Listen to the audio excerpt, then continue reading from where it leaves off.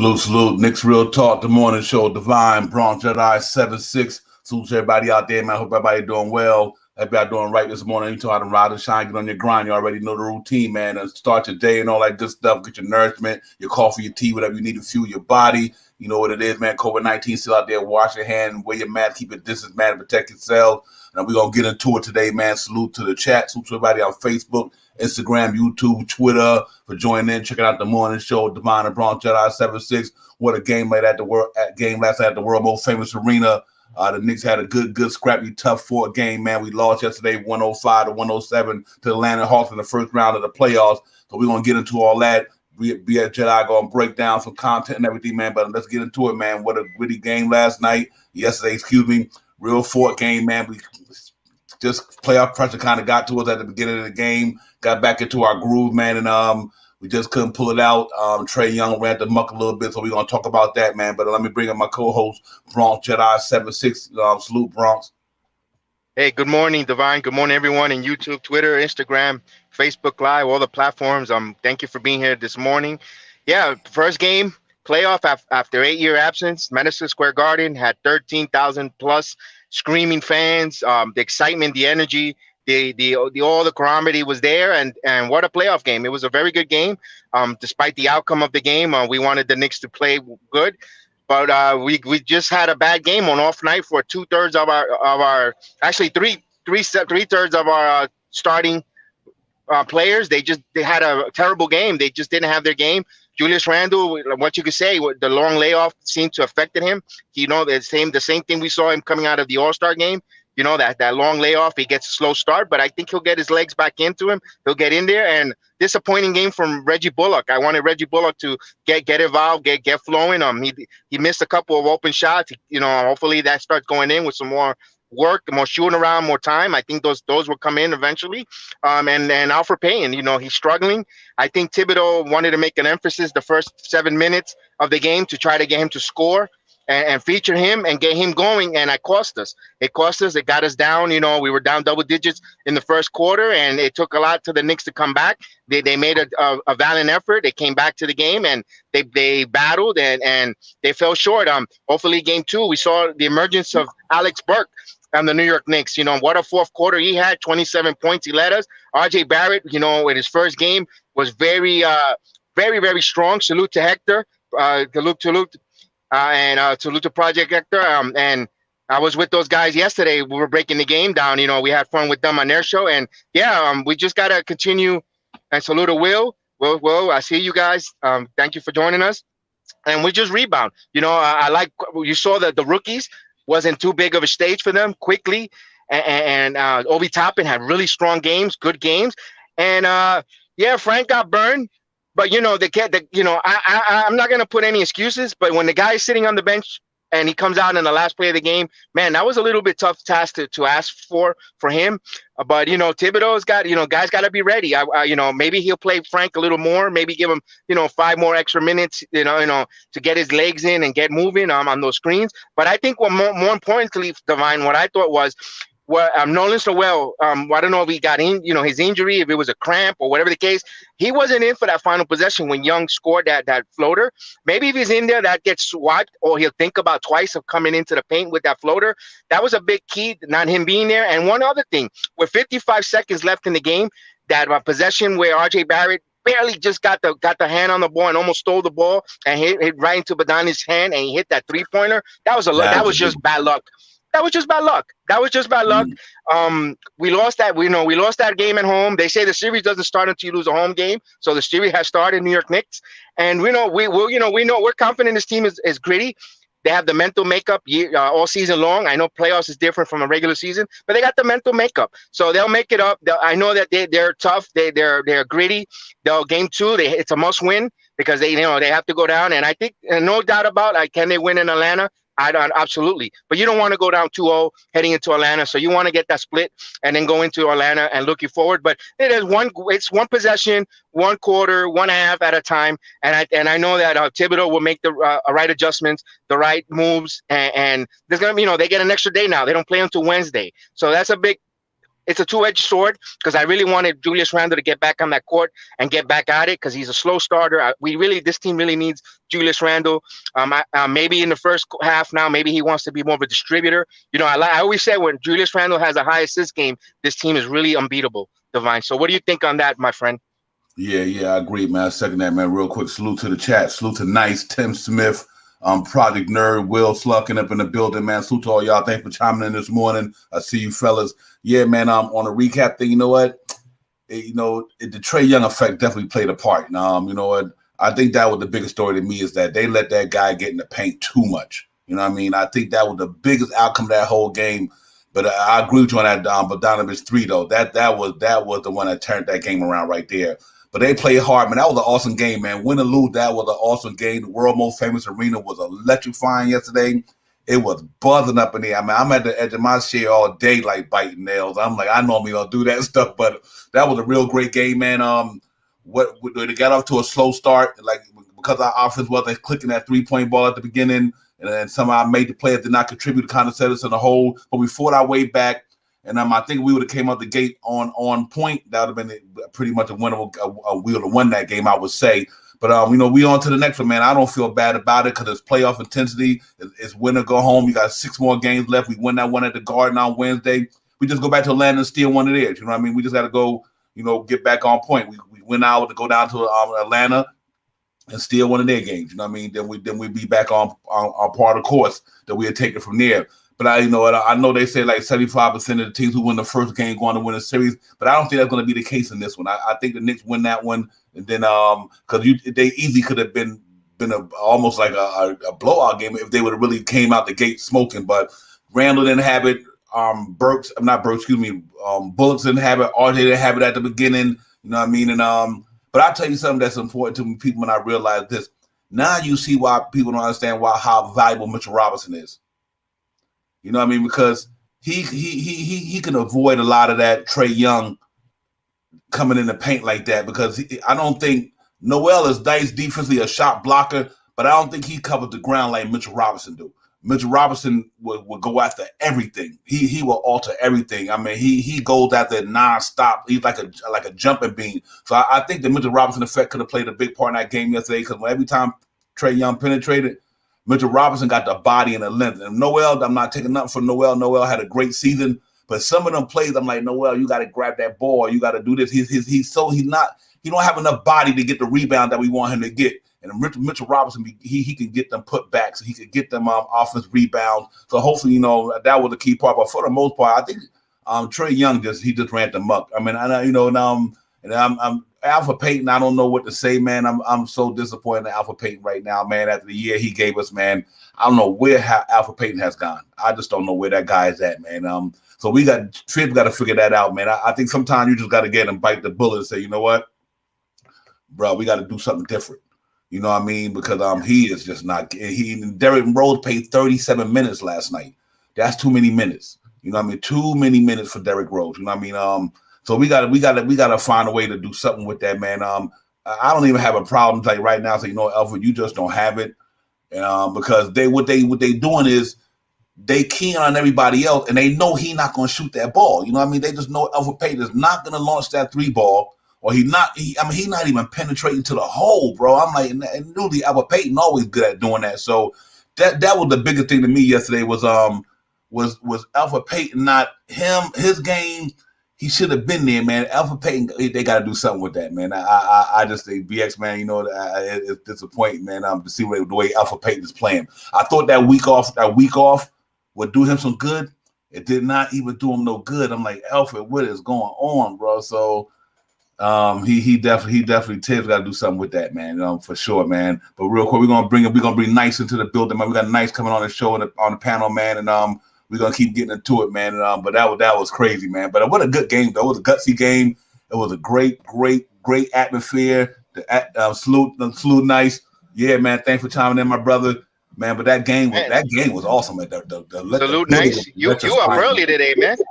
You up early, my good man. Man, you You Hey, couldn't sleep either, huh? it's like Knicks Nation. Whenever you in YouTube, you see that pop up, like, "Hey, we talking about Knicks over here. Might as well let's go over here."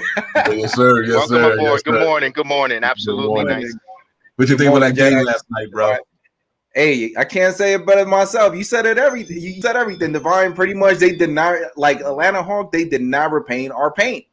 Right. We had no body. So at the end of the day, if you look at the number that Julius Randle pulled and the number that Trey Young pulled, is pretty much similar. The only thing is that Trey Young had better, let's say, shots, and he ran more into the paint. He got more involved on making more, taking more foul shots. If Julius Randle, because at the end of the day, Julius Randle, even though he had an off game, he's a reckon to be dealt with. So he needed to have that mindset. You know something? They are not respecting me. Tonight is not a night that I'm getting shots. So you know something? I'm gonna make them to force their hand and play that foul trouble. Because now I'm getting to realize why a lot of people keep on saying like, "Hey, the Knicks need to expose Trey Young." Trey Young, like, it's not that he's not good. He's a great and talented player. But whenever he also taken advantage of making the other opposite team forcing him and getting that foul call, that's where he becomes more dangerous. That's where he becomes more dangerous. And if the Knicks has like the only player that was doing that in our end was Burks, Alex Burke. He was actually running down the paint. Like he wanted, like if we start doing that, guess what? The only player that they do have that pretty much we could actually fill is Capella. It's Capella. So if we get Capella in foul trouble, guess what? It's open season for us. Yep, absolutely. Yeah, I agree, man. I agree with. I second that. I just thought that, you know what? Even going into the last quarter, I was like I guess I love Noel, but Noel's he's too thin for me, man. Because some of the stuff that he was missing and some of the rebounds he could have been getting, his hands just don't hold that ball. I'm like, man, he was missing Mitchell Robinson. One thing about Mitchell Robinson, he's a great offense rebounder, and when he do grab the ball, he grabs it. You know what I mean? And I'm not beating up on Noel by no means because he had a great season. I'm just talking about for this particular game. Seemed like he just couldn't. His body wasn't holding against Clint Capella and them guys, man. And but we'll move on to the next, man. I think overall we would for us to have an off game with Julius Randle, off game for Reggie Bullock, and subpar game from Artie Back, and still only lose by 2. Oh Lord, that's dangerous. And we missed 4 free throws. We missed 4 free throws, guys. And I think one thing real quick in the first quarter that set the tone for Julius Randle being shy was that offensive foul that he had against Collins. He went in and they called that he lowered the shoulder. And ever since then, he was afraid of attacking the hole because he was afraid the refs were going to start calling offensive fouls on him. He felt like he was tentative, and he became more tentative going to the hole. I think that set the tone in the first quarter on that. And I think that just totally took him off game rhythm wise. He says, he says, I got to stay on the floor for my team. They're going to need us. And I think that shied him away from it and took him a little bit off his game plan. So kudos to the Hawks for exploiting that and taking advantage of that. Remember, it's a game of adjustments. They adjusted and they're also a good coaching team. So they did their diligence, their scouting report, and they executed their game plan. Now it's up to Thibodeau to figure it out and set up their team in a better position. Like you said, Nerlens Noel just got to get he's got to put stickum or something on his hands. He has so many opportunities to go get offensive rebounds or even a loose ball rebounds on a defensive end, and it's just his hands. There was a lot of good passes to him that he could have had dunks, and he just don't hold on to it, but he's been, he blocks the ball. He's a good shot blocker, intimidating the rim, but it's just that one element that he's missing. And you see that from Taj. Taj gives you that, when they made that big comeback, Taj was all over the place. Big up to the bench for scoring 60 plus points in this game. And they really gonna set the tone for this playoff. If they continue scoring and continue being a beast second unit, and when the first unit gets it together, it's going to be, that's the team that we see. What kind of, it's a playoff team, but we didn't play New York Knicks basketball, guys. No. And that's what we're missing. We didn't play the basketball. We played Atlanta Hawks basketball. We didn't play New York Knicks basketball. And it was a little bit of combination of jitters first, and also the point guard not setting the tone in the first quarter. They wanted to feature Payton, and it just failed. I think Julius Randle is going to have to do that going forward if they're not going to play Franklin Aquina, start him at point guard to set them up, or if they're going to have Luka just sit there. I mean, I personally think we need to play Luka because we got to see what we got. Because so what we're going to do, go into next, and I don't want to go off tapes. I'll go right back into the basketball, but to this season. But if we go in, we're not playing Luka, and he comes in next year and he's not the answer, and we don't get a free agent point guard, we're back to square one again. So we got to see what we got. That I'll make that real quick, and we'll go back to the Knicks basketball playoff. And if we go to that adjustment, we could see if we play our game, we're unbeatable, man. I like our team. So it's only game one. We need to pump the brakes. We can't jump off the train. It's just game one. It's a hard series. I thought it was going to be shorter. It might not be shorter. It might be a long series. Drag out, ruck them out, and it just, we just got to take it what it is. It's a game of adjustments, and I love my coach to make the adjustments. And they just executed their plan. And I just want to say real quick, thank you to Dangerous for sending me that video to post on Knicks Real Talk fan page. I appreciate you. You was in the building representing Knicks Real Talk, sending me to put on the fan page. I wanted to give him that shout out. And guys, I know they're going to make adjustments. What do you guys think? Yeah, I agree. I think they will. Absolutely. I mean, they made adjustments good in the second half. I mean, they played Trae Young good in the first half. You know what I mean? He wasn't getting all that crazy stuff going on in the first half. It just in that second half, that third quarter, he started going to his bag of tricks. And by then, Derrick Rose was tired a little bit. You know what I mean? And like I said, I just think that to me personally, I'm never going to question what Tibbs got us to where we at. But we got to do something with Alpha Payton, bro. I'm so disappointed in Alpha Payton right now because he was the one in the beginning of the year. He was doing his thing for us. Like I said, I reiterated over again. But you had a week off to get whatever was going on with you together. You know what I mean? A whole week to get your game right. And he came out there and gave us nothing. I mean, cold. And I just didn't expect that for Alpha Payton last night, man. So I was disappointed in that. But that's about the only take from me that I had that was disappointed with that he didn't do his thing. But we scrapped, we grinded. When Todd got that putback, went up 10, he started screaming. I thought it was about to be over then. But you got to give Atlanta Hawks credit, man. They stayed competing. Nate McMillan kept them guys in that game. He's like, you know what? They're gonna make a run. We're gonna make a run. And that, like I said, when RJ that ball he almost stole from, but Bogdanovich and he hit that three. That was the big turnaround that whole game when he hit that three. If he would have missed that, I think we was about to close that game out, So, but real quick, my X factor, like I was telling Alex Burks came to play. Alex Burks came to play. Oh my God, that brother was on fire. And I, like he said, I watched all the press game yesterday, the post game conference. They was like, you know what? It's gonna be a long series. None of them seemed like they were deflated. Like they knew they should have won the game. They wanted to win it for them fans, and I wanted them to win that game for them fans because that place was on fire yesterday, man. But man, that was the best playoff game I've seen out of all the playoff games so far. That was the best one. Not because of a Knicks fan, that's just how nice that game was. That was a competitive game, nice. So my take, you guys already said something about Noel. I don't know, like that wasn't the same Noel that we were seeing throughout the season.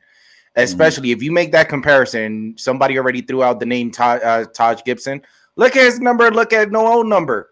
Taj Gibson had like 4 times more the rebounds or something like that. What was it? 3 out of 9. So 3 times more rebounds than Noel. And he had the same amount of time. But the only thing that doesn't make the correlation is that Noel is bigger than Taj. Yep. What is this? In other words, nobody was respecting Noel. Noel needs to feel like, something, they disrespected me. In other words, they exposed him. They exposed him. Big for nothing. Why respect somebody that is big for nothing? He's not going to do nothing. In other words, the way that Trae Young, he was coming down, I don't care if he's coming down, but you need to make your presence felt. Give him a hard foul that makes him think twice to come down again. Because hey, I know that the Knicks might be a little bit light tonight, but man, that Noel presence, I'm feeling it. He ain't felt it. And to the credit of adjustment, we spoke about adjustment. Well, I believe Devon, you said something about adjustment. Tibbs did not make the adjustment. I'm sorry to say, Tibbs did not. I love Tibbs. I love everything he was doing throughout the season. Yesterday night was one of those that it came down on him on the playbook. Like, all right, I have the last 5 minutes. Either I'm going to pull the trigger with Randall because I love Randall, but at the end of the night, hey, he doesn't have it. And especially somebody said it in the Man show. How you going to have Alex Burke playing the way he's playing? Throwing inbound, passing the ball from the sideline. That doesn't make no sense. Yeah, he should have been the getter. If somebody needed to be in the sidelines and you're going to keep Julius Randle, let's say, playing, he should be the one throwing it from the sideline. And it's not trying to disrespect him. It's that he did not have it. Look at his number and look at Trey Young number. Julius Randle had 6 out of 23. That's abysmal. That's insane. Yeah, that's abysmal. So at the end of the day, it was down on Tibbs. Tibbs needed to make that adjustment. Hey, I understand that Julius Randle, he's our GOAT for the team, but he just doesn't have it. I'm pretty sure nobody would have argued why Tibbs sat him down, or why did Tibbs play a certain play that didn't involve Julius Randle. But for him to keep on playing Julius Randle, for him to keep on taking shots.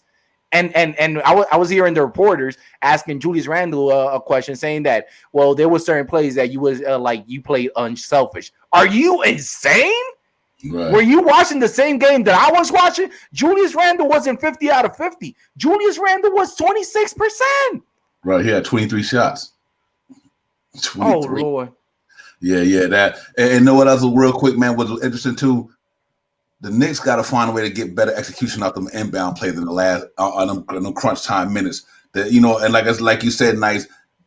Alex Burks, he should have been throwing the ball in. He should have been out there getting ready to get that ball. You know what I mean? You could have threw Todd Gibson in an inbound play or threw somebody else. You know what I mean? But you supposed to have your shooters out there ready to click that ball. You know what I mean? And so it was a tough one. But and you know, like I say, we don't want to take a lot of negative. But I tell you something else. Because when Julius' offense game goes, his defense game goes.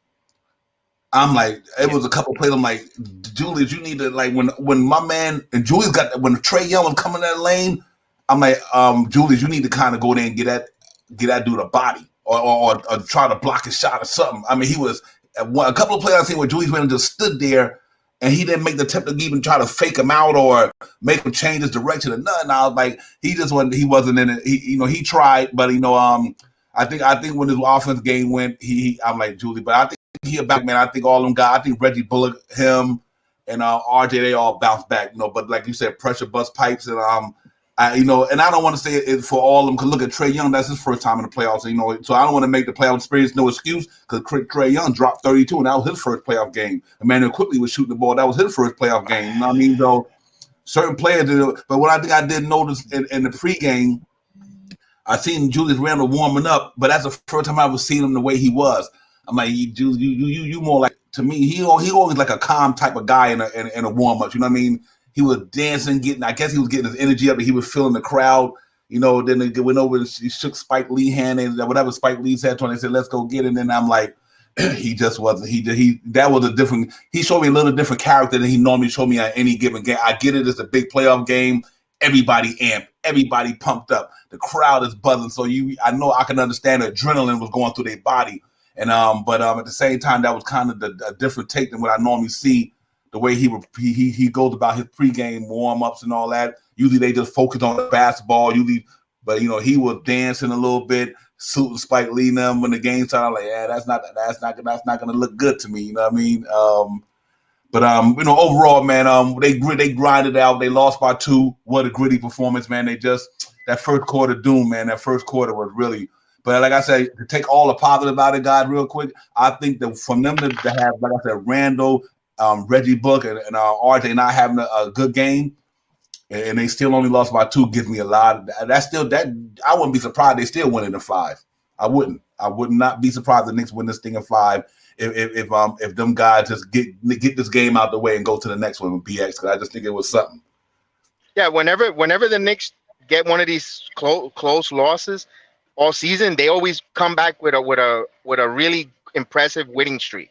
Hopefully history repeats itself for this 2021 season when they had this taste. I think Thibodeau allowed this to happen for them to get this playoff experience, to get Julius Randle, let him get his feet wet. Yes, I think Alex Burke should have taken that last shot of the game, and he should have not been the one inbounding the ball. I totally agree with you. I was going to mention that right before, when you said that. I put that on my notes. I said, you know what, that's a wrong call there. You gotta have him inbounds the ball. Now you go on Burks, to have ball in his hand, and let Burks be the decision if he's going to take it or he's going to kick it out to either RJ or Rose, because those are the guys, those three guys. I want them with the ball at the end of the game if they're going to shoot an opportunity. If they need a 3-pointer to win it, I was one of them saying, you know what, I hope they don't. I don't want to go to overtime. I mean, I know we'll beat them in overtime. Just go for the win. Let's get the 3-pointer. We hit that 3, we win this game. If we would have hit that 3, hit that game, I think the series would have been pretty much over in game 1, because we got Hawks' best shot and we still took that game from them. But you know what? It's a learning experience. Game 1, it's a series. It's a 3 games. We still got it's a 7-game series. We got a lot of games left. It's going to be a knuckle burner. But if the Knicks, like you said, play and their history repeats themselves, could we see it go 5 or 6? Absolutely. We just cannot have that same performance going into game 2. We can't come in and have a brutal first, score under 20 points a quarter. We cannot, get down that bad. We got to come out there and play our flow, get the tempo, feel the game. Hey, why can't we do some pick and rolls and stop with this? We need to do some pick and rolls and pick and pop and move around. We got to stop. We got to take a little bit of their playbook and give them a taste of their little bit of their medicine, and set those set plays. We don't have that. It's Julius boom, boom. And then, yeah, they hit the points and they move the ball around and hit the 3. But I would like to see a give and go, pick and pop. We're missing that. Where was the 2-man game between Burks and Bullock and Randall? That was working all season. We didn't see that at all in the first quarter, that 2-man game. And that's how you get Bullock involved. Bullock gets involved by Julius Randall, with the 2-man game. And that keeps going. We didn't see that. Those little things. I know they're going to see this on film. They're going to study it. Salute, Stephanie. How are you? Good morning. Welcome aboard. Good morning. Thank you. All right. So we're talking about the playoff game. We're breaking it down, and go ahead. I'm going to leave you the floor, and I'm always interested to hear your take. Go ahead, Stephanie. Well, shout out to you, Divine BX Jetty 76, and nice. Appreciate all of you being on the show. I was at the game last night. The Garden was on crazy, wasn't it? It was on fire. What? And it was just good to see so many people there. They had a few vaccinated sections where people were scattered about, but for the most part, it was packed in there. The energy was good. Yeah, man. Wow. Yeah, and then you couldn't even hear. Couldn't hear the whistle. Did it get fouled? The only reason he got fouled because he started going to the line. Like you just couldn't hear what was going on. It was crazy. But I do look forward to seeing the game Wednesday. People standing up and all that. I look forward to being in front of my TV on Wednesday, though. Right. I thought,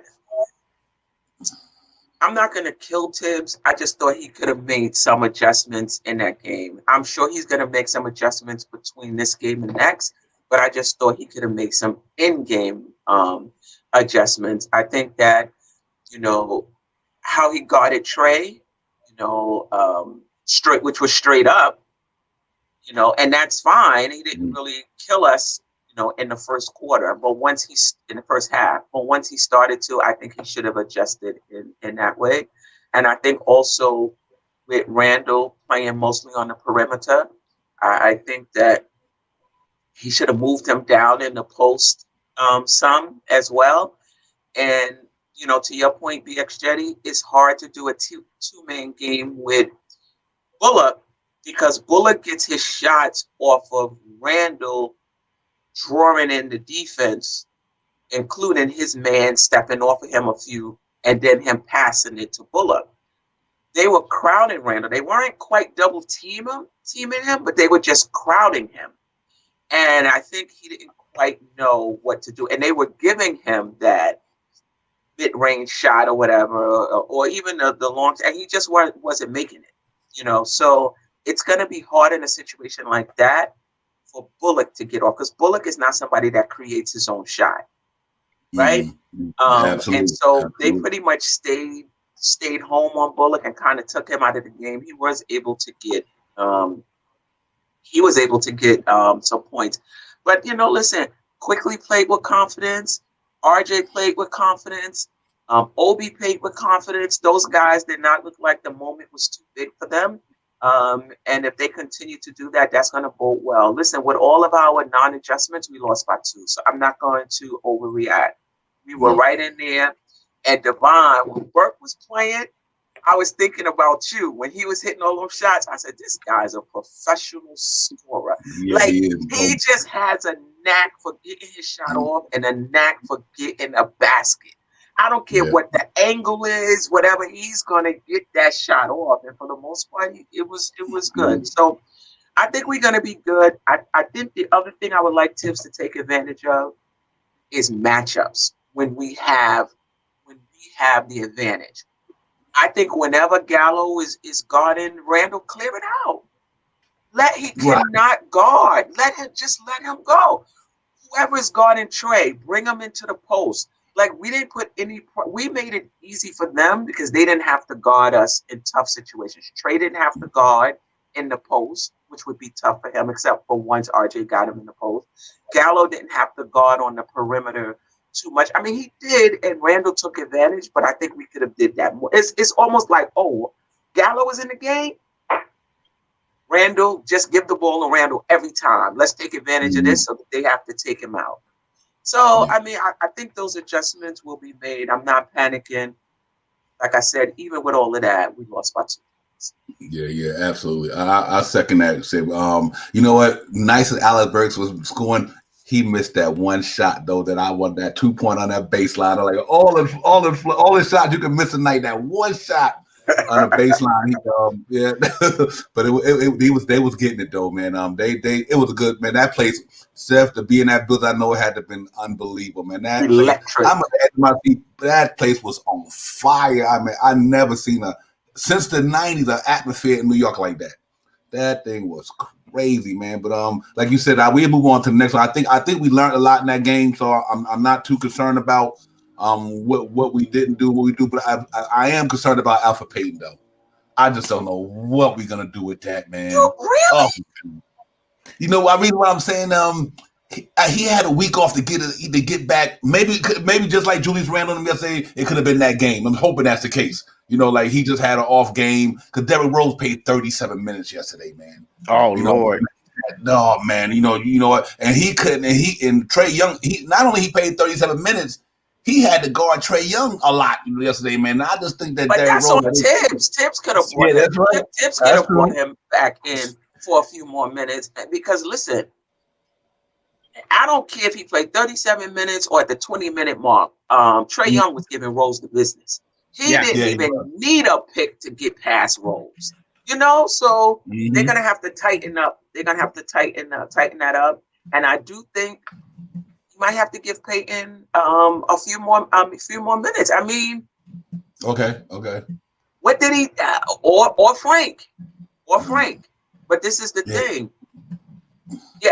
Yeah, Frank. You either have to give Frank some more minutes or bring Peyton back to bring Rose minutes down. Though you can argue that it's the playoffs and this is not the time to be saving people, but it's not even about playing him less minutes so he can be effective. It's just about playing him less. It's not about playing him less minutes to avoid injury. It's just that he's gassed probably. Efficient, for he could run efficient. Right, so he could be efficient, yeah. So my take is, no, I'm overreacting. Tonight, I'm overreacting. That's Stephanie, because at the end of the day, there was 3 simple factors that we actually lost the game. Okay. Noel hasn't rebounded the amount of rebounds that Tajay Gibson rebound. That's one. Number 2 is Julius Randle. He at least, I know that he didn't have a great game, but at least go down the paint, make your presence felt, because they're gonna give you that foul, and guess what? You're gonna throw and take more shots. At least with that being said, whenever we mention EP, this is the first thing that comes to my mind. You only have one job for that night. It was just guard Trae Young. do your best to not have him in his one of his great games. He did not fulfill. That's one. So if you see that Tibbs, he needed to pull you out, you did not work efficient. In other words, you did not accomplish the mission, because look what happened with D Rose. We could all agree he was gassed, but why he was gassed? Because we overplayed him. His minutes is between. I always see D Rose. If you want to run with him efficient and you don't want to see the repercussion on the next game, run him 25 to 30 minutes, no more than 33. Keep him in that number. Don't go over that. Now that game we actually lost, even though if it was 2, it was 3. That was a winnable game. There was no excuse, and if we don't make it clear that hey, we actually saw what happened. I love pretty much everything that the Knicks gave us the whole season, but guess what? We in the playoff. We do not have an excuse to start doing this, because how are we losing games that we are not supposed to lose? People step like if we like we all watched the game, there was clearly evident that people step up. So why the people that actually stepped up? Why didn't we actually play them? Why we're not going to be holding Obi? We're not going to hold IQ. If these two talented players played the way that they played, especially them being rookies, imagine this: they are rookies. Normally, a rookie, whenever they're in the playoff, they don't get their game until 2, 3, maybe 4 games. They actually showed up on their first game, so we gotta call a spade a spade. That game we actually lost because of Tiz. Because in the last 5 minutes, the only person that should have been on the floor is people that was producing. This is crunch time. I don't have time for who's not playing, who is playing. And just start playing the people that is actually playing. At the end of the day, Tibbs wouldn't even get no repercussion, because at the end, like if he played the people that was hot, people would understand. Wow, I understand why he said Julius Randle. He has 6 out of 23 or 20. Yeah, 6 out of 23. That's crazy. And just because he had a bad game, that's not saying that we don't give him respect. We give you respect. We know that you were the GOAT in our team. But at the end of the day, that was one of the night that he just clearly did not have it. But who would you have put in if you take Randall out down the stretch? Obi was playing phenomenal. And let me say this, Stephanie. If you notice what Atlanta was doing, every single time the Knicks was having a dunk. Look at Trae Young face. Trae Young, after that Obi dunk, he went like this. You know what the actual coach saw? He saw fear. Timeout. Let's disrupt what the momentum that the Knicks is about to have. No, let me make the game plan, the adjustment I just don't think you could close the game with a rookie, even if he played well in that game, over Randall. That's who's your star. I don't just know, because now you're putting him, even though he played well at some aspect of the game, you're asking him to play well and close a game, and it's a little different closing. You know, the other thing I'll say, real quick. Yeah, I was going to say, I don't think. Oh, sorry. I'm sorry, Steph. Real quick, Rambo hit a big shot in that last quarter too to keep us in that game. He did hit a big shot. You know what I mean? I understand that. But the reason why I brought up the Elfrid Payton thing, Elfrid Payton was an integral part of our team all year playing. But in the last like 15, 20 games, this cat not giving us 4 points. That's what got me kind of. The defense, the going to the basket, all of it. D-Rose. That's the only thing that got me upset about Payton. Not the player who he is, because Elfrid Payton is a good player. I don't know. I thought having a week off, he had enough time to get back into his groove, man. Elfrid Payton was a big part of this team, man. He was scoring 20-some games, 9 assists, 11. This cat not giving us anything, and that's concerning to me. That's just concerning. Right. That's all. I will say this about Rose. I don't think he couldn't play good defense on Trae because he was gassed. I think he just can't guard him. Period. Gassed or not. And I think Tibbs has to go with a trap, something. And I agree with Tibbs. You don't want to do it early because you don't need to. In the first half, you didn't really need to.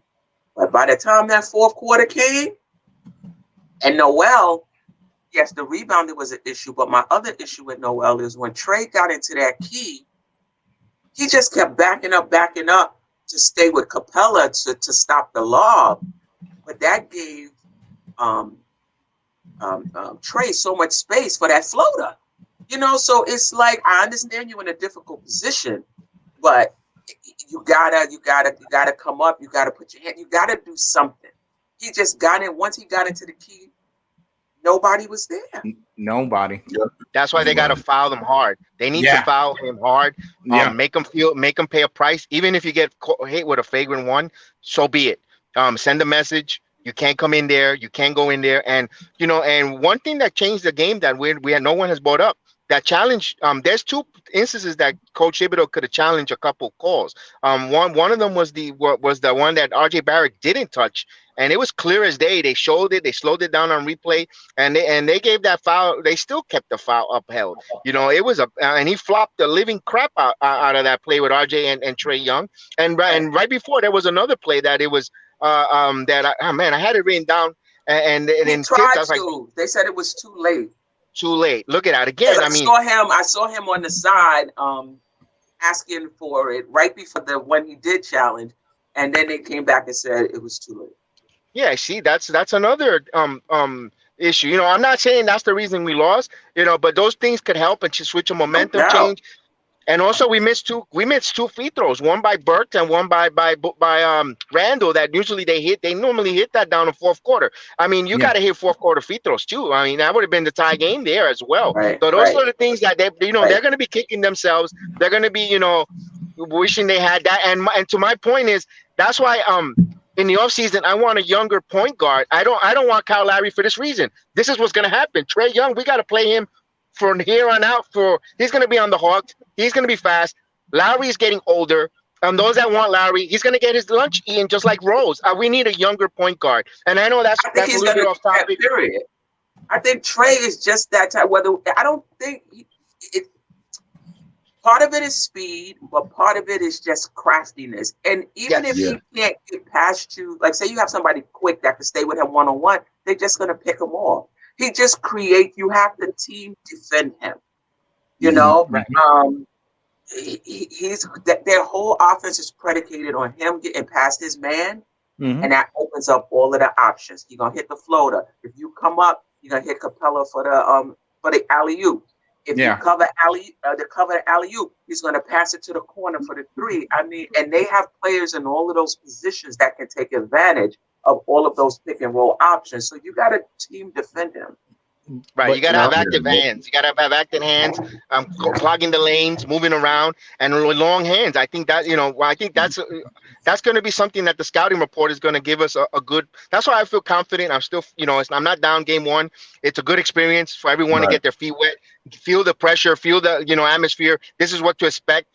Kudos to our bench, 60+ points. They felt they seen it. And you got to take the good with it. Now you got the experience. You got it in your belt. The Garden was ruckus. It was going nuts. And I think they'll be fine going forward. I trust my scouting report and all. The only concerning is the point guard position, setting up the plays, because even Franklin Akina, I don't think could set up the offense the way we want it for first quarter. And I think that's going to fall on Julius Randle's shoulder, unfortunately, unless if they play Luka. And Thibodeau says he's out of the play. He's not going to play him. Yeah. So it's kind of. You know who I'm concerned with? Oh, go ahead, Devon. Yeah, on that real quick step, on that last play, you know what? Todd came up too late.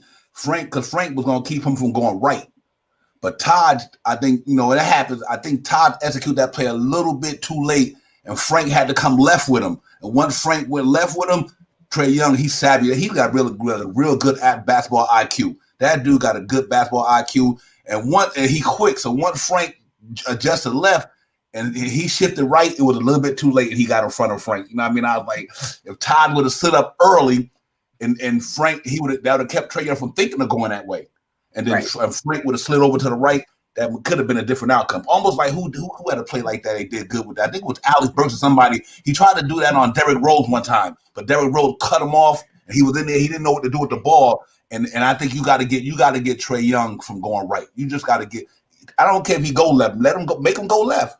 Just make him go left because you know what? He's more efficient going right than left. And I just think that's what it's all in plays. He get in that lane. He always going right. Always going right.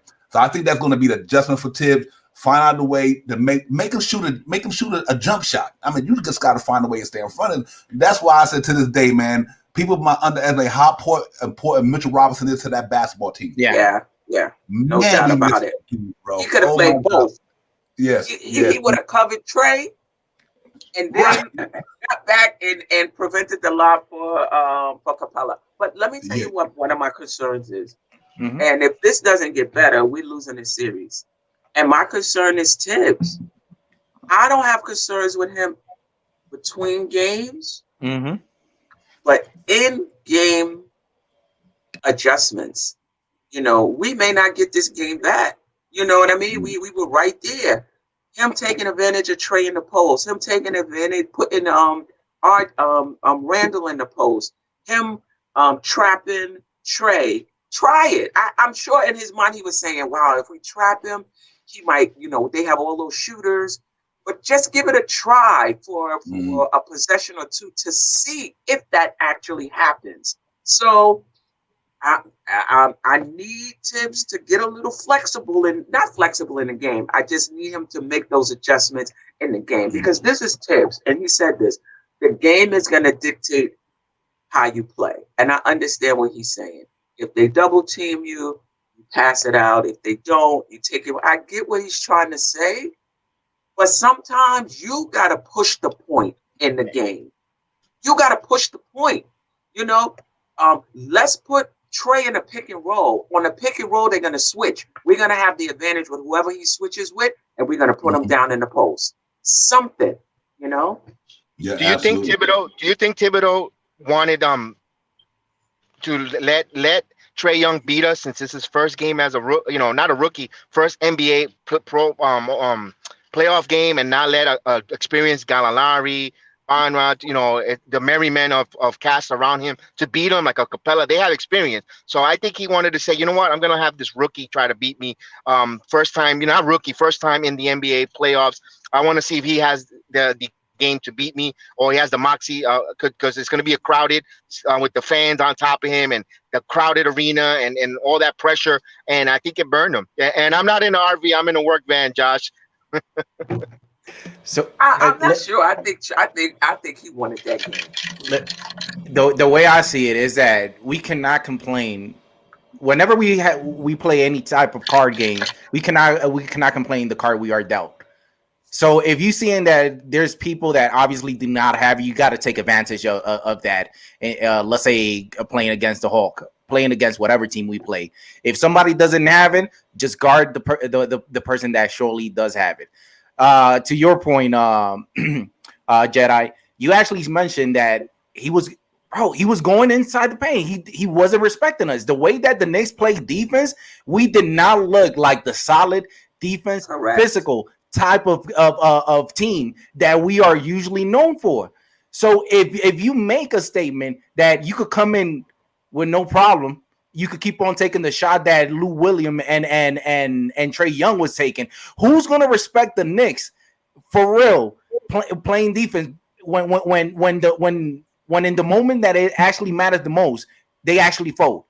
The way this reminded me is pretty much what I forgot his name, the dude from Milwaukee. He's one of the best one. Yeah, like he's one of the best or whatever. But whenever it comes to playoff, he folds. This pretty much came to three things, and mainly it was Tibbs. Tibbs. At the end of the day, we talk about there's a general on the floor, but the actual general on the floor is Tibbs. He sees what's going on. He sees what needs to happen. He just needed to adjust. He did not adjust. He did not make the type of plays that will make more sense. He did not tell Noel, hey, if you see Trae Young, I understand that it's wrong, but you got to make your presence felt. Give him a good foul, so that he will think about it twice coming down, because he's obviously looking at you like, yeah, I see you tall, but I'm not respecting you. Who's going to respect him? He's not doing nothing in particular. Mm-hmm. Right. Yeah. I agree. You know what? It was crazy too, because I think with Noel, like Stephanie said, the way Mitchell Robinson controlled the paint, and once Trae Young get in there, Noel's scared to come up because he think he gonna throw a lob to Clint Capella. But what somebody got to even once the Trae Young beat our guard got to get ready to run at their center. You know what I mean? If Noel comes this way, you run past him and go to his center. Even you strip that ball, whatever. You got to do something. But our defense, they only gave up 107. I'm not mad because the second half they turned it around. It was a lot of positives out of that game yesterday. I don't want to say I ain't going to beat the Knicks football game. You know what I mean? Because it was a lot of positives, man. And but we got to get a handle on. We can't let that boy run amok like that. You know what I mean? We just can't do that. You know what I mean? Because you don't come in the garden and you can't do that. That's like the old LeBron days, and everybody come in the garden want to show their butt. We got to stop that. You cannot let that boy come in there and do that in the garden. Not like that. Like I said, the first half we played him pretty well. He wasn't getting fouled. And Steph was there. She was in the forefront. She seen it all. But in the first half, we had him contained a little bit. He was scoring, but he wasn't going in the lane like the way he was and getting fouled. And even if so I think they got to find a way to like you said, Steph, throw a double team at him for a second. Just break up that flow for a minute, and then our man got to learn how to bounce back and get back to their shooter. But you got to disrupt them some way. You just can't let them run amok like that. You know what I mean? Right. But I think we'll learn from it, and I still think we still going to win this series. I know they say 75% of the people who win the first game win up, but I don't believe that in this one. Just like I don't believe that the Lakers lost a game against the Suns, the Suns going to beat them. I don't believe that neither. And so I just think that we got to go back in there on Wednesday, win that game, go in Atlanta home court and win one of their games. Now we back to home court advantage. You know what I mean?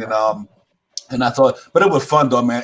Despite the loss, that I cannot get over that what I seen yesterday. But I'm like, this New York was crazy yesterday. Yeah. But I see it coming though, 15,000, and it was phenomenal, Steph. I know the feeling. I know that energy had to been running through your blood. Like, oh my God, look at these people. It was crazy in there. And how about the 200 section is looking like the 300?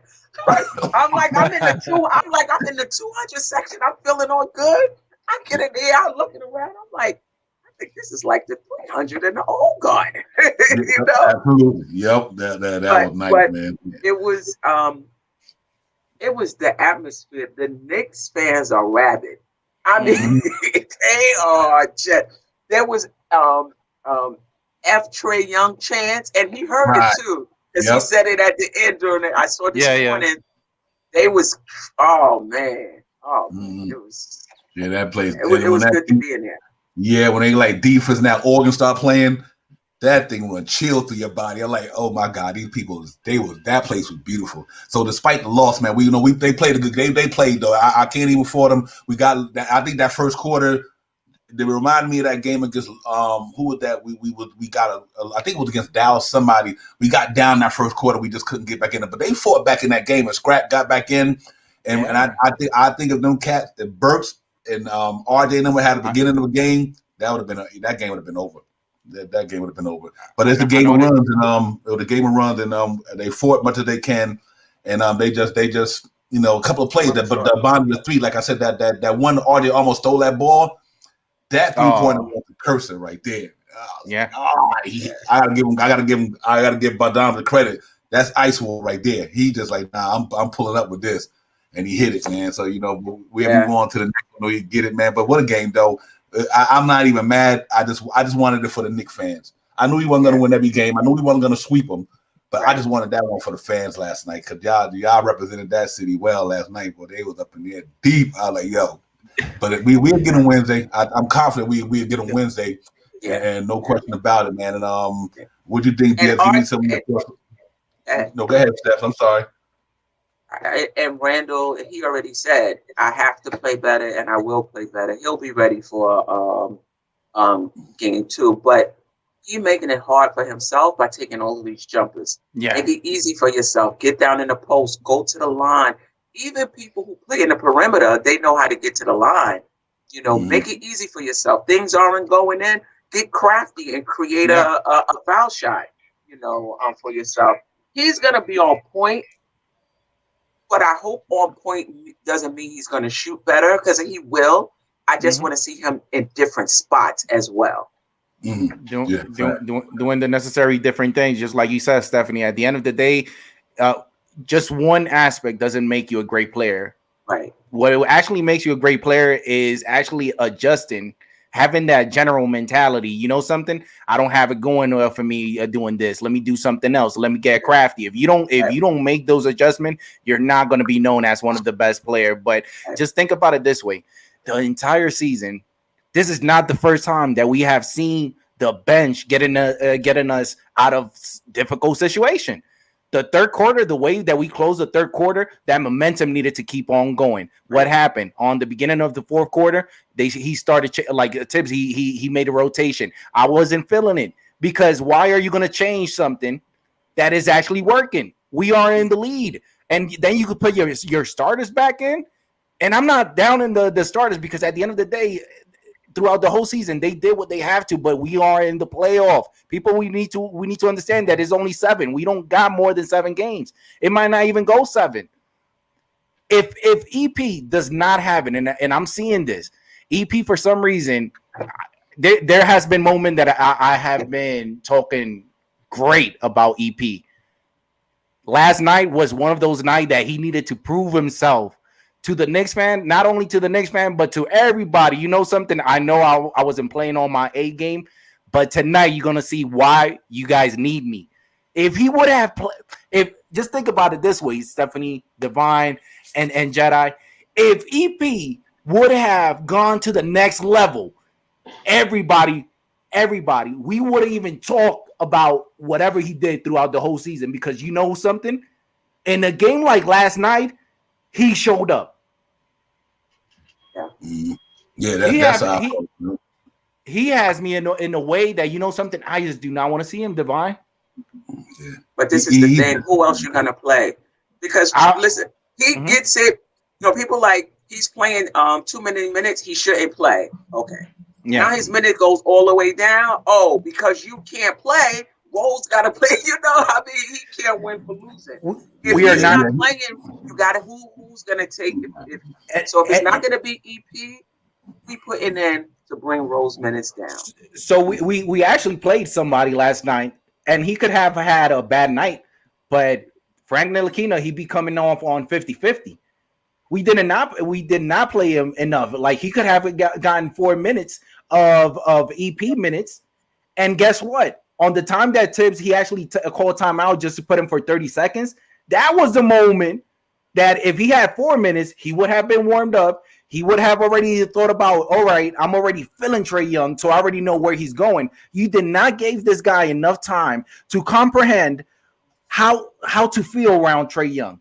And you're going to put him with 30 seconds? Believe me, even with 30 seconds, I felt like that was a great call. But at the same time, just we cannot complain that he did what he needed to do. I don't think anybody would have slowed Trae Young last night, and we needed to respond as a team in terms of playing him different. I don't think Ntilikina switching him out for EP minutes would have made Alfred Payton didn't even play enough to have an impact on this game. So Trae getting Ntilikina getting those minutes, Trae, that was just the beginning of the fourth, the beginning of the third. We needed more than that for Trae. So I have a question for you, Stephanie.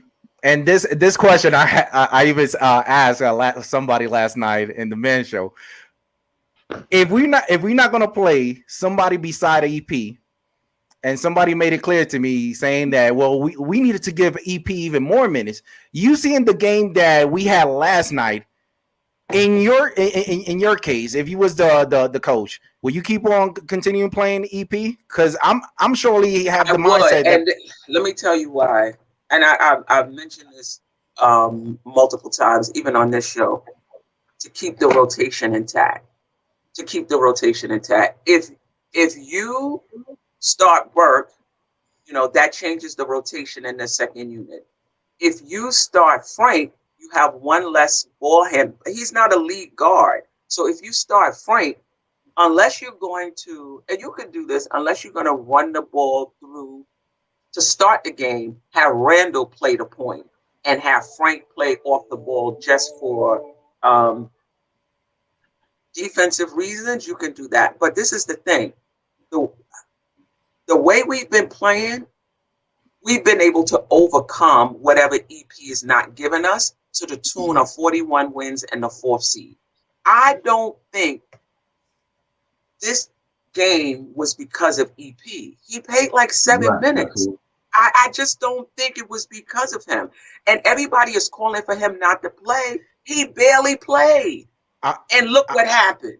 You know, who are you putting in his minutes? So if you want Rose to play less minutes, now's your time to figure out who are you going to play to bring his minutes down, because EP is only playing like 7 minutes. So a quick.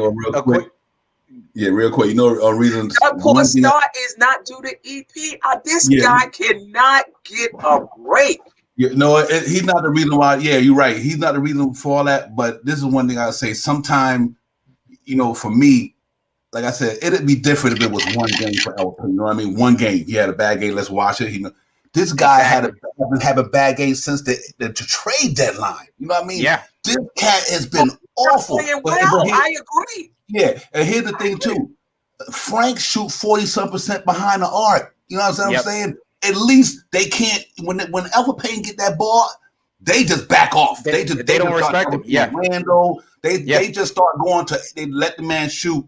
And that's my concern, is that it's not his defense, it's not his playmaking. He just right now in a funk, man. I mean, this cat can't buy a bucket.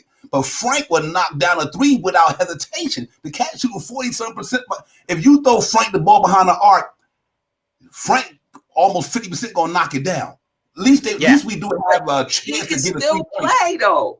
Yeah, so what I'm trying to say is EP is only playing 7 minutes. There's plenty of time for Frank to play if Tibbs wants him to play. Rose played 37 minutes. He could take some of Rose minutes if Tibbs wants him to play. Stephanie, I see it this way. If it's EP, and I would have been 100% with you, only in the simple notion if pretty much he would have kept the game pretty much on a lockdown, like 2 points, no more than 4. But every single time I notice that EP is playing, we always are down by 7 to 10 points. We cannot continue. It's his point. It's his reason. He's not taking those. What, Stephanie? But what happened when they actually sat down EP? They sat him down twice. Twice they actually put EP in, at least to give a moment for Rose to rest his leg. Why did they bring Rose in? They brought him in because those amount of minutes that EP was playing to give Derrick Rose enough time to rest. Every single time we was going down for a dive. And if we keep on playing this game, every single time you start putting in Rose, we cannot keep on playing games like catch up because we're going to get burned. I hear what you're saying. I do not think the sole reason for the Knicks being down is because EP is in the game. That's all I'm saying. No, I agree with that part. Yeah, I definitely agree with that. I agree with that 100%. But I think right now, but you know what, right now, you know, the reason why he is not playing a lot of minutes is that's the reason why he's not playing a lot of minutes. He ain't doing nothing, and I agree. I agree. And so that's who we put in there. That's the question. I do think Tibbs, like y'all guys made some great points. Tibbs got to also not be so. He got to adapt too, because I really believe with Elfrid Payton giving us right now, I think Frank could give us more than that. I just believe that because Frank gonna play defense just like Elfrid Payton gonna play defense. He's gonna pass the ball just like Elfrid Payton gonna pass the ball. But Frank can knock down that 3-point shot. Who's keep bringing the ball up to initiate our offense? It's not gonna be Frank. I think Frank can get it up there. Like last, you know what Frank would do? He'd get it past the timeline. And you know what? That's what the Knicks do anyway. Once they get the ball past the timeline, they give it to Julius Randle anyway, or they give it to let R.J. Barrett bring the ball up. You know what I mean? But I think Frank is a better ball handling people might give him credit for, because he just got that stigma with him. But I just do believe right now we won't be able to go through the playoff if Elfrid Payton not giving us nothing. So we got to go next man up. You know what I mean? Yeah. I can go next man up and give somebody an opportunity. But like I said, Tibbs is stubborn. He's gonna stick to his 5 rotation. He's been doing it all year long. He ain't changing. But you know what? If let's say Elfrid come out the next game and he give us a stupor. Now, and even if we win the game, I just think that we gotta think about that, because I really believe that I wish Elfrid Payton was doing the Elfrid Payton that he was doing, and I'm not putting this game on Elfrid Payton. I can give you 50 reasons why we lost the game, but I'm just concerned because ever since the All-Star game after the trade deadline, Alpha Payton have not been the same. I mean, you a starting point guard in the NBA, you can't give us 2 points. You know, even when he wasn't getting his minutes taken. The reason why he get his minutes taken now because what he wasn't doing. You know what I mean? He started to decline. It seemed like he started declining a little bit. So I think that the reason why, there's no doubt about that. I just think that how far do the decline have to go? I guess that's what I'm saying. How far does the decline have to go before Tibbs say, you know what, Alfred, you don't got it right now. Let me try something else. And let's say if he put in Frank and Frank don't pan out, then you go back to Alfred. But at least give it a shot. You know what I mean? Because Frank, like I said, they know what the Knicks are doing. When Alpha Payton got that ball, they collapsing. They just collapsing. I'm going to double team this Randall. My man, whoever Alpha Payton man is, I'm going over to that guy. I ain't worried about him on this perimeter. And that just was scary to me. Like they just not getting nothing from him, man. And even Alpha Payton dogless. You know what I liked about him though? When the game started, he ran up across and jumped on Trae Young right out the gate. Yeah, I thought Alpha was about to go on fire yesterday. He came out the gate, ran across the half-court line and picked Trae up. And after that, I said, okay, it looked like Alpha is back. Alpha AP is back because he's about to get in this dude's butt. Divine, like I said, I'm not beating up Alpha Payton because Alpha Payton's been an integral part of our team. You know what I mean? He's the reason why we read 41 and 31 as well. I'm just concerned. I'm concerned too. I just don't think the replacement is on our team right now. And I think that's something that the Knicks have to address in the offseason. Number one, they have to address that position. If they can't even get another wing, I would like to upgrade Bullock as well, have him come off the bench.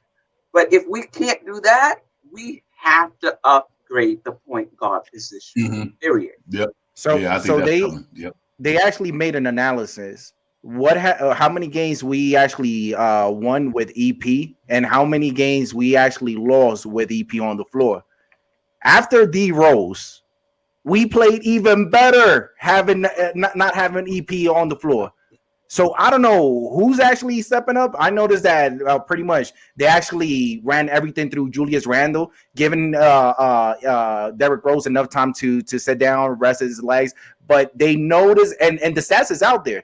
I forgot who brought it to my attention, but they said, "Hey, look, dude, every single time EP is on the floor, the team is not playing with chemistry."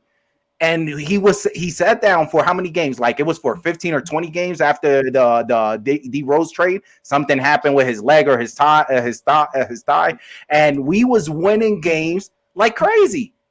But we're gonna win no matter who goes out. We just that type of team.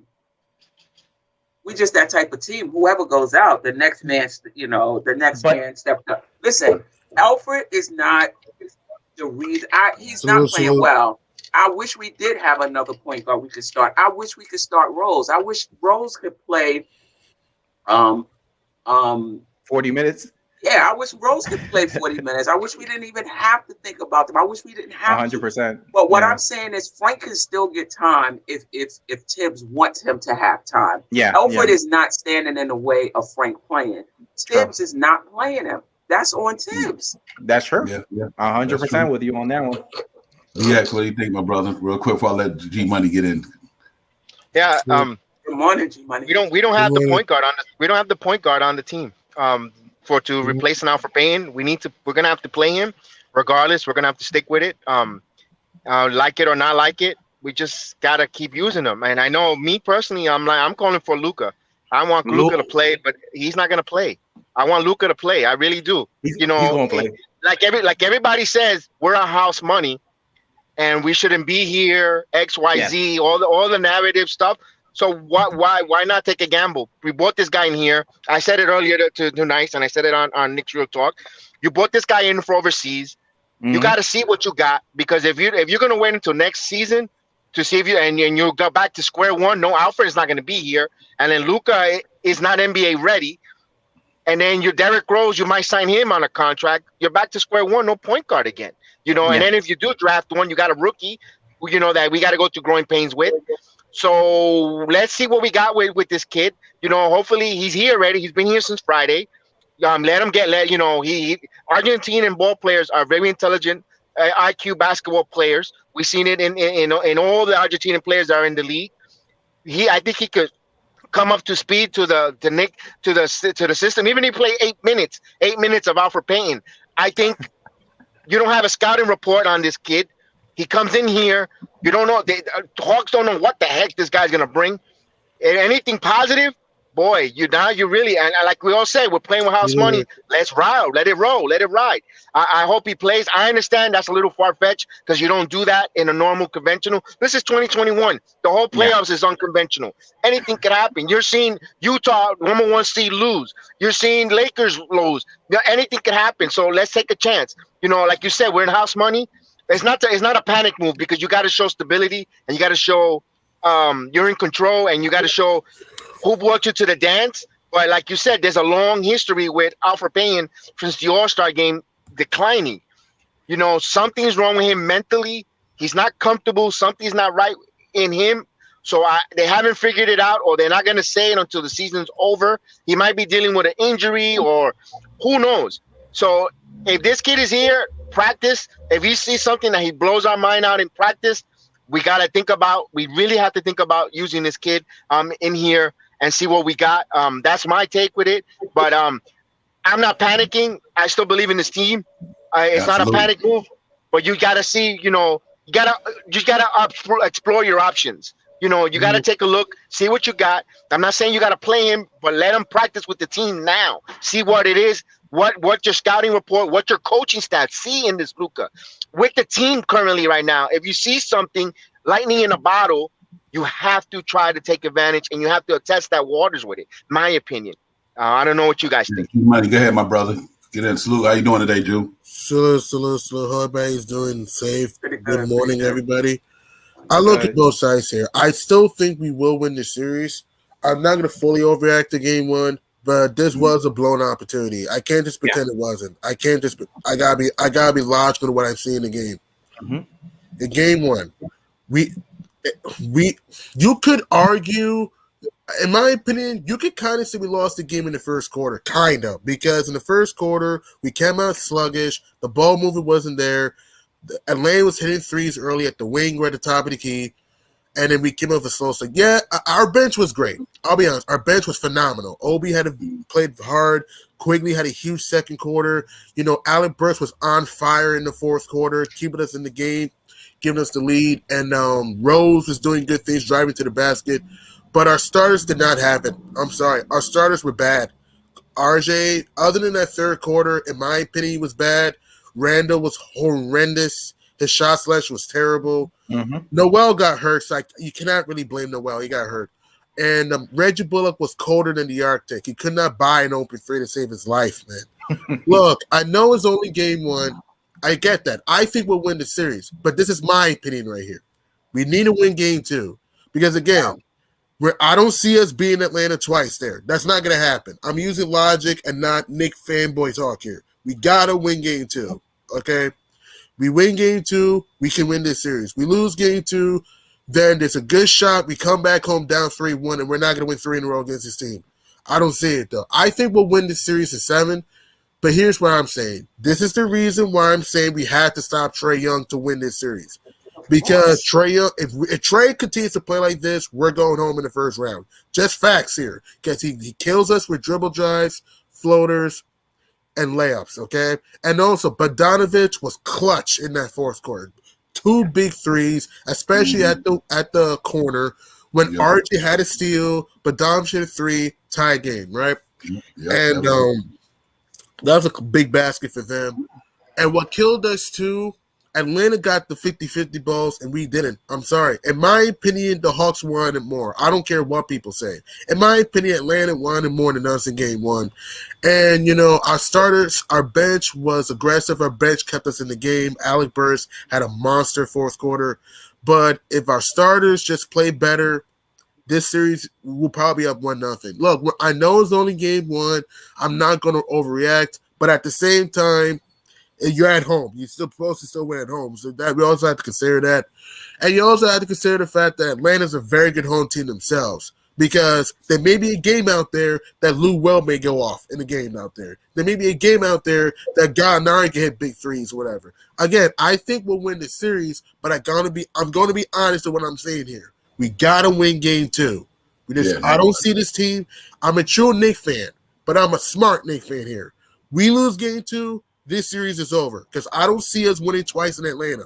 I don't see it though. So that is why I think we'll win game 2.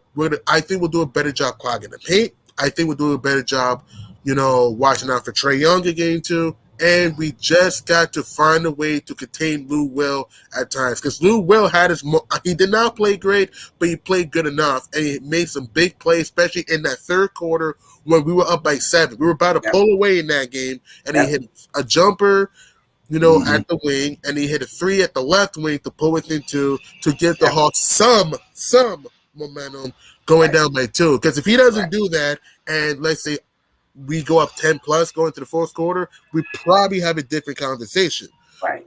And I always give credit when it's due. Atlanta deserves some credit. Atlanta, you got to give them credit, though, to make big plays, hustle plays. Trae Young had a monster game.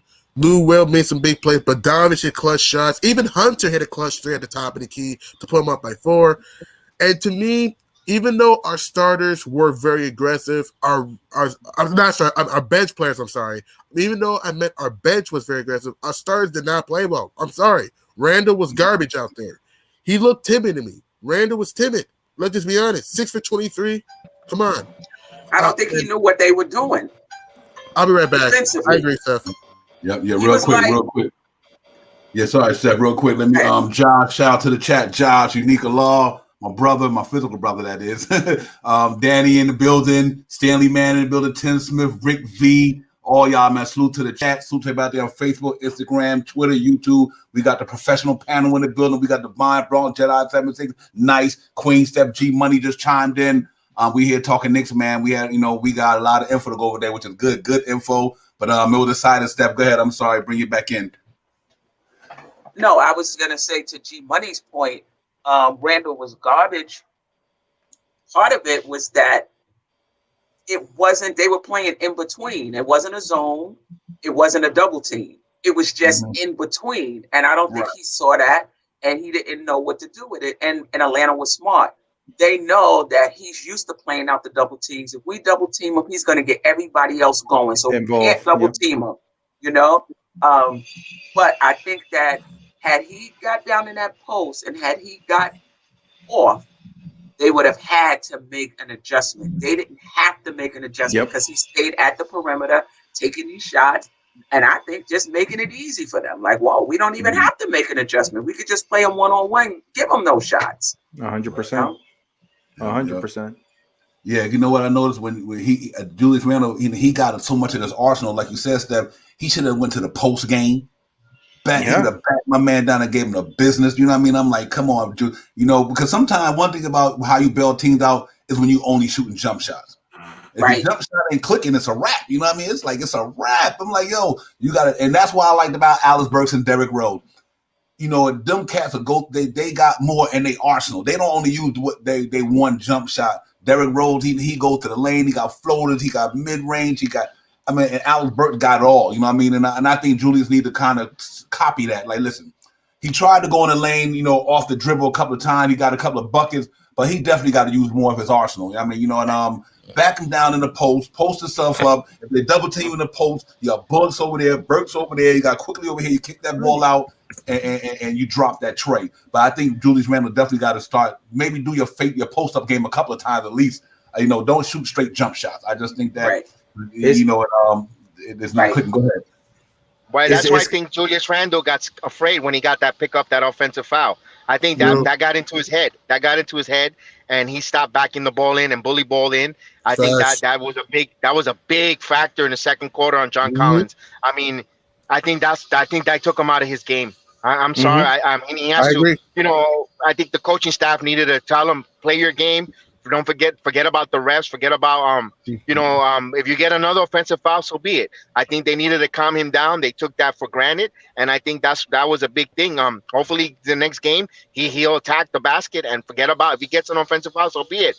Just play your game, go for it, bully ball and build that mentality. He's a bull. Go in there with that basketball. Go up there, go up strong, and I know you're gonna get the whistle in the continuation. That's how he torched them all season long.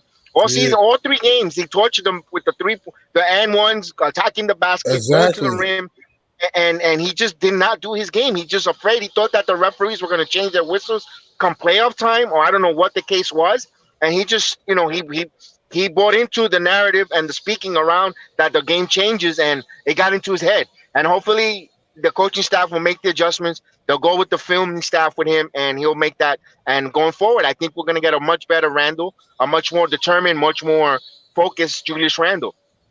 I agree, man. I agree. Yeah. I think Randall will be fine. I'm not too concerned. I think Randall's gonna, like you said, BX is gonna come out, attack the basket, put pressure on the defense, and like I said, he just played scared. He just played a little bit timid out there. I just felt that he took too many jump shots. Yes, he can hit the jumper, but if you JR30, I call Julius Randle JR30. If you JR30, you got to attack. Put the ball on the floor. Don't settle for too much of the baseline jump shot. And for the three, and here's what killed me last night. 0.9 seconds. Why was Allen Burks inbounding the ball? Thank you. Right. That had to be one of the dumbest play calls by fans. Once I saw that, we lost the game because I said to myself, they're going to pass the ball. I love Julius Randle, but I see this. I'm sorry, guys, because I just woke up. I'm sorry, guys, but what killed me is they're going to oh my god! This is the reason why I say this team stinks in close games, man. This is the why we suck in close games because our execution is very questionable sometimes. Right. Yeah. How is Allen Burks, who's been the best, arguable, the best Knick all game in that fourth quarter, inbounding the ball? Why not do a play that you can get Allen Burks to shoot a three? Maybe you can do a play like this. Maybe let Quigley inbound the ball. Please. Someone comes through a screen. Maybe Taj can set a screen and Burks can shoot a three for the win at the wing, or he can shoot a three at the corner and live for the results. If he missed a shot, okay, it happens. If he makes it, hallelujah, we're praising him. Burks had a great game. Burks did his best, man, but we lost the game because the bad first quarter, our starters were garbage, and also the fact Trae Young and Lou Will killed us on drives. And here's another thing that killed me. When Trae Young was going to the basket, where was the big man to try to contest the shot, though? He just had a floater easy. And it's like, I don't get Thibodeau sometimes, man. He's a good coach, but this is the reason why he hasn't won anything. This is the reason. Because why wait till now to put Frank in the game? Why? 30 seconds. He's a position to fail, though. Yeah. He's a position to fail because it's like he had what 6 seconds, whatever. 30 seconds. 30 seconds, excuse me, to try to stop Trae Young. He's not going to stop it there because I knew what was going to happen. It wasn't even that 9.8 seconds. That 9.8 seconds. No. Throughout the night, 30 seconds. Oh, throughout the night. Okay, 30 seconds. Okay. It's like, listen, I love Fitz, but this is the reason why he hasn't won anything as a coach. This is the reason because his play calling sometimes is questionable. We gotta be honest. We gotta be honest here, and this is one of them. And Atlanta deserved the win, in my opinion. The Hawks deserved the win. No matter what we try to slice, those are facts. They deserved the win. Trae Young had a marvelous game. Lou Will hit some clutch, timely shots when the game was about to get away from them. And also, Hunter hit a timely three to give him to help with the run. And then Bogdanovich hit 2 clutch threes himself. But we responded as well. We did. To your point, our team defense. When Lou Williams hit those 2, I was like, it's like we just let down, and it wasn't even like those were tough shots. He just got them really it was easy shots. Like, hey, I was like, so the team defense on the Lou Williams shot and the team defense on Trae, you have to make that adjustment. You have to. Are we gonna trap him now? We're gonna blitz him. What are we gonna do? You just can't continue to watch him do the same thing. We allowed to play one-on-one basketball. We did not double guys. You get nice. Get chime in, brother. I'm sorry. Go ahead, I know that everybody might find this surprising, but as good that Alex Berg was playing last night, I wouldn't hammer pretty much the entire game if we had him either taking the last shot or IQ. Tibbs had that moment that he needed to play his poker face. They know I'm going to go with Julius Randle. Guess what? I'm not going with Julius Randle tonight. I'm going with IQ, and the only reason I'm more interested with IQ is because throughout the night he did not force the opposite team to make a foul on him, but he's crafty when doing that. So for him to get the last ball and he gets that means that we'll have either him on the floor. It will be pressure shot. I'm not going to deny it. It's going to be pressure, but at least you're going to have the opportunity to have us either tie the game or win the game. Get the foul or get that shot. It's going to be up to you, IQ, because I wouldn't find it weird if he actually calls a foul on the other team on some play that they did, because he's pretty good at doing that. He's pretty good. Mm-hmm. That's a good point. He good at drawing them fouls, but I did not understand why he was taking the ball out. I'm like, you could have take that ball out, put Julius Randle, right, all RJ, all them guys, and give that ball to one of them cats and go get it. Especially Alec Burks and Derrick Rose. You know what I mean? The worst thing you could do in the basketball game is to bail out a team with a jump shot. I get so tired of people doing that. You can't be bailing people out with jumpers. You either go to the line, get an and one, count if you got the time. I mean, if the clock is in your favor. But I think with 9 seconds, you know what? We got to stop the time. He could have went and faked the drive, threw a head fake. I think he still would have got a shot, but got fouled. So it's an adjustment thing, man, and we got to make them adjustments. But it was for us. Only thing I want to say is for us to lose that game with our players not having a good game, our starters. Because think about it, our whole starting team didn't play well. Bullocks, Randall, RJ, and Noel didn't play good in the first half. All of them.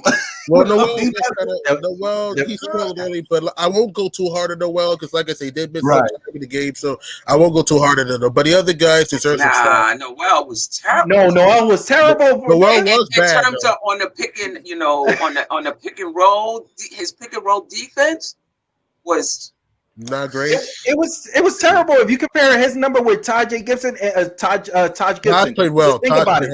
Just think about it. Taj is smaller. He's smaller than Noel. There's no reason. There's no comprehensible reason why Taj is getting more rebounds than you when you are big. You are big for nothing. Last night. And I agree with that. I'm sorry. And to Divine point, the way I see things, we actually need to learn how to stop that time. If we actually stop the time, get somebody to hit that foul trouble. Our whole team last night played in a way that is incomprehensible for the whole entire league. How is it possible that the bench made more points than the actual starters? 64 points off the bench. Well, 41 for the starters. We won't win series like that. The best bench in the series to me. When I was breaking down the game, people were saying, talking about their bench. I was like, no. I think our bench is better just for the fact that we have people that can put the ball on the floor and create their own shot. Rose, Quigley, Burks, But they can create their own shot, They even had it last night, and look what happened. Tibbs, he stood to his gun, and he rather because that third to fourth quarter, that's one of those moments. Like I do find it critical that whenever you have a tight game, how your momentum is going to start off on the fourth and the last 5 minutes on the fourth. You got to make those crunch time. If you want to continue that momentum on that fourth quarter, you got to let the team that was producing on that close out the third quarter, because we clearly had it on the third quarter. Once we closed, I felt like, you know something, there's no way Atlanta is coming back, because in the fourth quarter, we coming with the same play. And look what happened. He made the adjustment and he changed it. And I'm like, why? It's Thibs. That's what Thibs. Look, Thibs is a good coach. Look, I love Tom Thibodeau, but this is the reason. No matter how much we try to slice it, these are facts. This is the reason why he's not won a title as a head coach, because sometimes he's a momentum breaker. Sometimes, okay, yeah. Like to your point, Nice. You have a bench that is producing. Our bench was awesome last night. Quigley played well. Our Obi, he had that vicious baseline monster mash and that three at the top of the key. Alec Burks was huge in that fourth quarter, hitting some timely threes at the corner, creating his own shot, including that beautiful fadeaway jumper to put us up 88-85. Taj played butt off. That three that Randall airball, whatever it was, that he was able to get and lay it back up and save that possession. Big 100%. I had you money. Big time facts. No, you're fine. You're fine, Steph. You're fine, Steph. Taj plays butt off, man. And like I said, our bench did their best, man. But this is, and again, I love Thibs, but I said at times he's a momentum breaker. And this is the reason why he's not won a title as a head coach. This is why. Because his stubbornness and lack of detail sometimes causes teams. Like 2012. I know Derrick Rose got hurt, but it doesn't matter because they lost to an 8 seed to a 16 that they should have beat in 5 games for many reasons, and he lost. In 2015, he and his team lost to the Cleveland Cavaliers with no Kevin Love, a horrible Kyrie Irving for a reason. And you allow Matthew Dellavedova to kill you? Come on, man, in 2015. And that's the reason. I'm sorry. Coach Thibs is a good coach, but unless he is willing to open his mind and see what is working, we will never win a title under him unless he is willing to make adjustments. What got us into this playoff run, when we went 16-4 to end the season, he was making adjustments. But in game 1, he decided to go back with his starters when our bench is playing well. Well, I don't get it. And again, I know OB's a rookie, but OB was playing his butt off last night. Hustling, hitting a top of the key 3, a vicious jam, keep him on the floor. And that last play, the 0.9 seconds, his 0.9 seconds, 2 options, either like Rose shoot the ball, Quigley shoot the ball, or in my opinion, Burks shoot the ball because Burks was on fire in the fourth quarter. If they miss a shot, it happens. You live with it. But what killed me is that even though Julius Randle is a good player, he played like a dummy last night. Julius Randle played like a dummy last night, taking threes. Oh, good, great, tough mid-range shots. Why is he getting the ball the last few seconds? That's that 9 second, the play they had a run there, and I've been waiting to say it. The play they had a run there was the play that they played against the Pelicans, with Rose going to the hole. If he sees the defender come to him, he kicks it out to. And in that case, it was Bullock. That's the play they needed to run. They had to run either with Rose or with Burks, drive the ball because either one can hit a floater in the paint. Now, if they see a defender like Lonzo Ball did, come to him, kick the ball out, hit the game winner. We're talking something different here. We're talking about how clutch, how big the Knicks were. XYZ, we wouldn't. Julius Randle, despite having a bad game, he gutted it out. We got the victory, but it didn't happen. Poor execution. It all it was a poor execution. They should have ran that same identical play from the Pelican game. Hopefully they see that going forward because then you could give even if they ran the play with Rose going into the paint and they kick the ball out of Randle and Randle hits the 3 and he misses, so be it. He had a wide open look at it. So that was a lack of execution. I wish they would. I don't know if they call a timeout with that. They just, they have to have input on the other coaches. They got to talk to Thibodeau and get input. Say, hey, let's run this play. Let's see that there. And that last play, we can't just pitch coach. We just can't pin it all on Coach Tib. We got to say down to the whole coaching staff. They should have gotten. That's why the timeout is there. They say, hey, listen, this play worked with the Pelicans. Let's run it.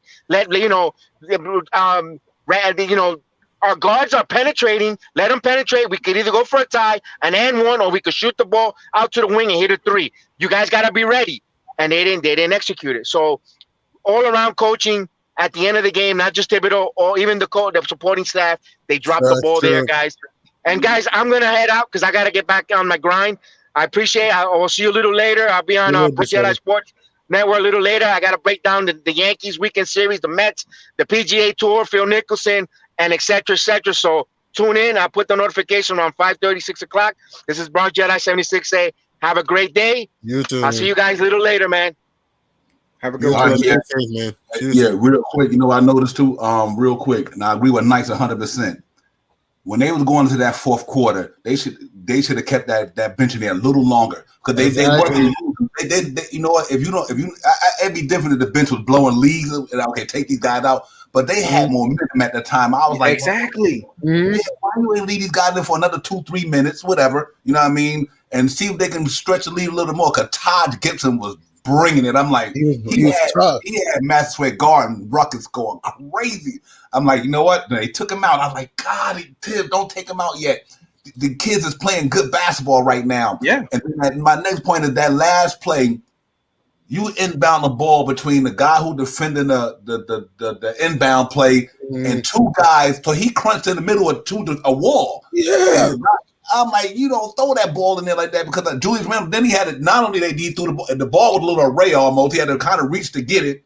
That was a bad pass by Burst. Yeah, then he had to shoot a fadeaway jump shot. If I was Julius Randle, I would have leaned into one of them. Whether you block this shot or we do some body contact here, but Julius Randle, you don't fade back. No, you don't fade away on the jump shot. You lean your body into them cats, man, and say, listen, the ref is going to give me that call. You know what I mean? I'm like, that was the only thing I was interested in. I'm like, damn. But I do think I agree with everybody, man, that Alex Burke should have been inbound that ball. I know that much. That was bad. Once I saw that, I said, yeah, we lost the game. Once I saw that, yep, we lost the game because I've seen this before. And it's been instances like this too. Again, the Knicks have overachieved to this point to get to this point, but there's a reason why we're 2-9. If you want to add this, 2-10 in one possession games, plays like that. Yep. And what killed me was, and RJ, the previous play, and it was 103-100. He had a steal, man. You got to get that, man. You got to get that ball. If you steal the ball. We run down the clock, we get a good shot, and we score. We have a different conversation. We're up 1-0. Right. Game, in my opinion, game 2 is our season. I don't care what anyone else says. Yeah. We have to win game 2 because let's be logical. We're not winning twice in Atlanta. I don't care what anyone else says. We gotta win game 2 because it's possible. It's possible, but it's not going to happen. The percentages is slow. It's possible that the Memphis Grizzlies could win a championship, but it's not going to happen. So what I'm saying is this: it's possible. People have done it though. Go down 0-2 and go into the other arena, and they're not going to have much of a home court advantage. But I agree. I get that, but you got to look at circumstances with that. I get that, but let's look at circumstances. When 2017, when Boston did that. Remember, Rondo went down with a thumb injury. Let's be honest. If he's healthy that whole series, Boston loses to Chicago. Let's be honest. The way that series was going, the Bulls were going to beat the Celtics that year. In 2005, the Mavericks did that, but the Rockets gave that series away. Let's be honest. The Rockets should have beat the Mavericks that series. Yeah, we could win in Atlanta twice, but we're not going to. I don't care what anyone else says. Denver, they actually did that at 3-1. They came out of nowhere, and they actually even did a record last year doing that. So it's like I don't count the Knicks out. At the end of the day, I think we will win game 2. I'm not saying we'll lose the series. I believe we will win in 7. I think we will win game 2. All I'm saying is I don't trust our chances if we lose game 2 to win it twice. That's all I'm saying. Oh yeah, 100%. That's different. Yeah. Overall, though, it was a good gutsy performance, man. We battled, man. We battled. I mean, we got off to that poor start, and once you get into a poor start, it's just hard. You waste all your energy trying to get back into the game. You know what I mean? And it's like an uphill climb. You know what I mean? But I like I said, I seen a lot of good things I liked yesterday, and I just think there's going to be a whole different ball game Wednesday. I don't think our starters are going to do what they did last night. I don't think that's going to happen. But Tim still got to adjust too. Yeah, he does. He does. And one thing about Julius Randle, I noticed in that game, you look at the way you could tell Julius Randle to me got caught up in the moment. I mean, here's why I say that. All season long, you see how them guys prepare, they practice. Julius Randle at the beginning of the game, he danced on the floor. He's getting hype. He's dancing, doing all this. Like, this ain't Julius Randle. He goes shake Spike Lee's hand and all that. They got caught up in the hoopla. Right. He got caught up in the hoopla last night. He really did. I'm like, because we watch Knicks games all season long. They come out, they practicing, they just stretching. Julius Randle dancing up and down the baseline. I'm like, oh, this don't look good to me because he's not focused on where he focused on. He's caught up in the 15,000 fans up in there. And then I noticed at the end of the press game what Julius Randle had on his neck. All his gold. Julius Randle never do that stuff. You know what I mean? I think they got caught up in the pageantry and the hoopla, and for some reason, but I was like, well, when the game started, he shakes Spike Lee's hand and go get him. Like, this is not a good look. And that boy came out there shooting a brick. It's not a good look because they don't never do that. They never do that. No, but I understand it's the playoffs. The atmosphere is on fire. I get it because, man, I'm gonna tell you, Steph, for you to be in that building, I know that the adrenaline had to. Imagine what was going through your body. Imagine what was going through their bodies. You know what I mean? Right. And they on the floor. They on the floor in the bright lights playing. So I could the way that first time was, this season. Because remember, it was like 2000, and I'm sure that was loud as well. But this was their first time this season experiencing this type of hype from the crowd. Mm-hmm. Yes, that was Tracy crazy. Morgan was there. Spike Lee was there. I watched the game on TNT. TNT's camera angle was perfect last night. Mm-hmm. TNT's camera angle when they showed the crowd, when the teams were shooting free throws, when the teams were going to the bench, their camera angle was great, man. TNT did a good job during the game. I thought, and remember, people forget, even though we all know Greg Anthony was a former Knick, Sparrow Ditas was a former Knicks announcer. I thought they did a very good job. He did a good job. Yeah, he did. I thought he and Greg Anthony did a very good job commentating the game and breaking the game down, and that's what I like to see, though. I thought, even though TNT's announcers could be up and down, I thought their analysis of the game was on point. I thought their camera angle showing the Garden, and the intensity of the players was amazing. That's what I thought. Yeah, it was. Yeah, I wish I would have taped it. I taped the MSG broadcast. I wish I would have taped the TNT. TNT, Yeah. It was an all out. It was beautiful. I was sitting down here, man. Like I'm like at the edge of my seat, Steph Queen. I'm biting my nails and shit. I'm like, I'll never do this. Same here. Great game. That last quarter, Because they hit big shots. We hit big shots. Yep. Knockout, Yeah, game 2 gonna be crazy. I mean, game 2. We'll win game 2. We're gonna win game 2. I think Randall come out there. I think Randall dropped 30 in the game 2. I think he dropped 30. I think he's gonna be like, nah. Trae Young, because like I said, I think if Randall would have had a good game, that game was over. Because we had deal. Yeah, we had despite our superstar. The non-adjustments. Yeah, non-adjustments. And it's good that we can critique what they did because it's pros and cons to it all. Tibbs can't get credit for everything he do right. He got to take the heat for something he do wrong too. So we got to be fair with that. He made a couple of adjustments he could have did, but overall, for them to battle the way they did, only lose by 2 with all our starting units. That's good. We did fight, though. Our bench was awesome. Our bench, man, they got the crowd buzzing, man. Our bench, when Quigley hit that 3, did this. Oh, Lord. Yeah, man, he did this. But like when D'Angelo Russell does sometimes, that was fun. And when Obi had that vicious jam, the crowd was going crazy, man. And what about when Barrett had the Garden was fucking on that. Hey, Stephanie, that's what you want to see from him. He got them hops too. Even on his regular leg, he just got to go up like that. Even if he's not dunking it, but be in the air that high. So when you get fouled, they smacking you on your arm. Because Barrett always get fouls on his body. If he would to go up like he did against on that fast break, that was a vicious dunk. Yeah, man. I was like, oh my goodness, that place was crazy, man. That's why I said it was a loss, but that was tough. It was tough. If Kevin Harlan was doing the game, he would have said, "RJ Barrett, no regard for human life." He would have said that, though. That was a vicious poster, man. It was. That was a vicious. He caught him on an angle too. He caught him too. He said, "You know what? I'm a timing boy." He knew Bob Lonzo was going for the block, and Bob Lonzo didn't know that RJ's lefty. You know what I mean? But sadly, Bogdanovich got the last laugh because he hit a clutch 3 the last quarter on his butt. And even on the on the last play, the only thing that made me reset and pretty much evaluate the whole game was that RJ dunk, just like Stephanie said. Hey, that dunk got me hyped. It was that was the only time. Exactly. That was the only time that I made another adjustment. I said, like, well, if that's the case, and RJ clearly has it, because RJ is one of those players that he needs to get a little bit time, to get that motor working. But after that dunk, and he killing that momentum, no wonder Atlanta needed to call that timeout, because I'm just saying that Obi dunk, right there. that RJ dunk. If you look at Trae Young face, he gave that our spirit is down. You know what the coach did? Timeout. Nick Miller.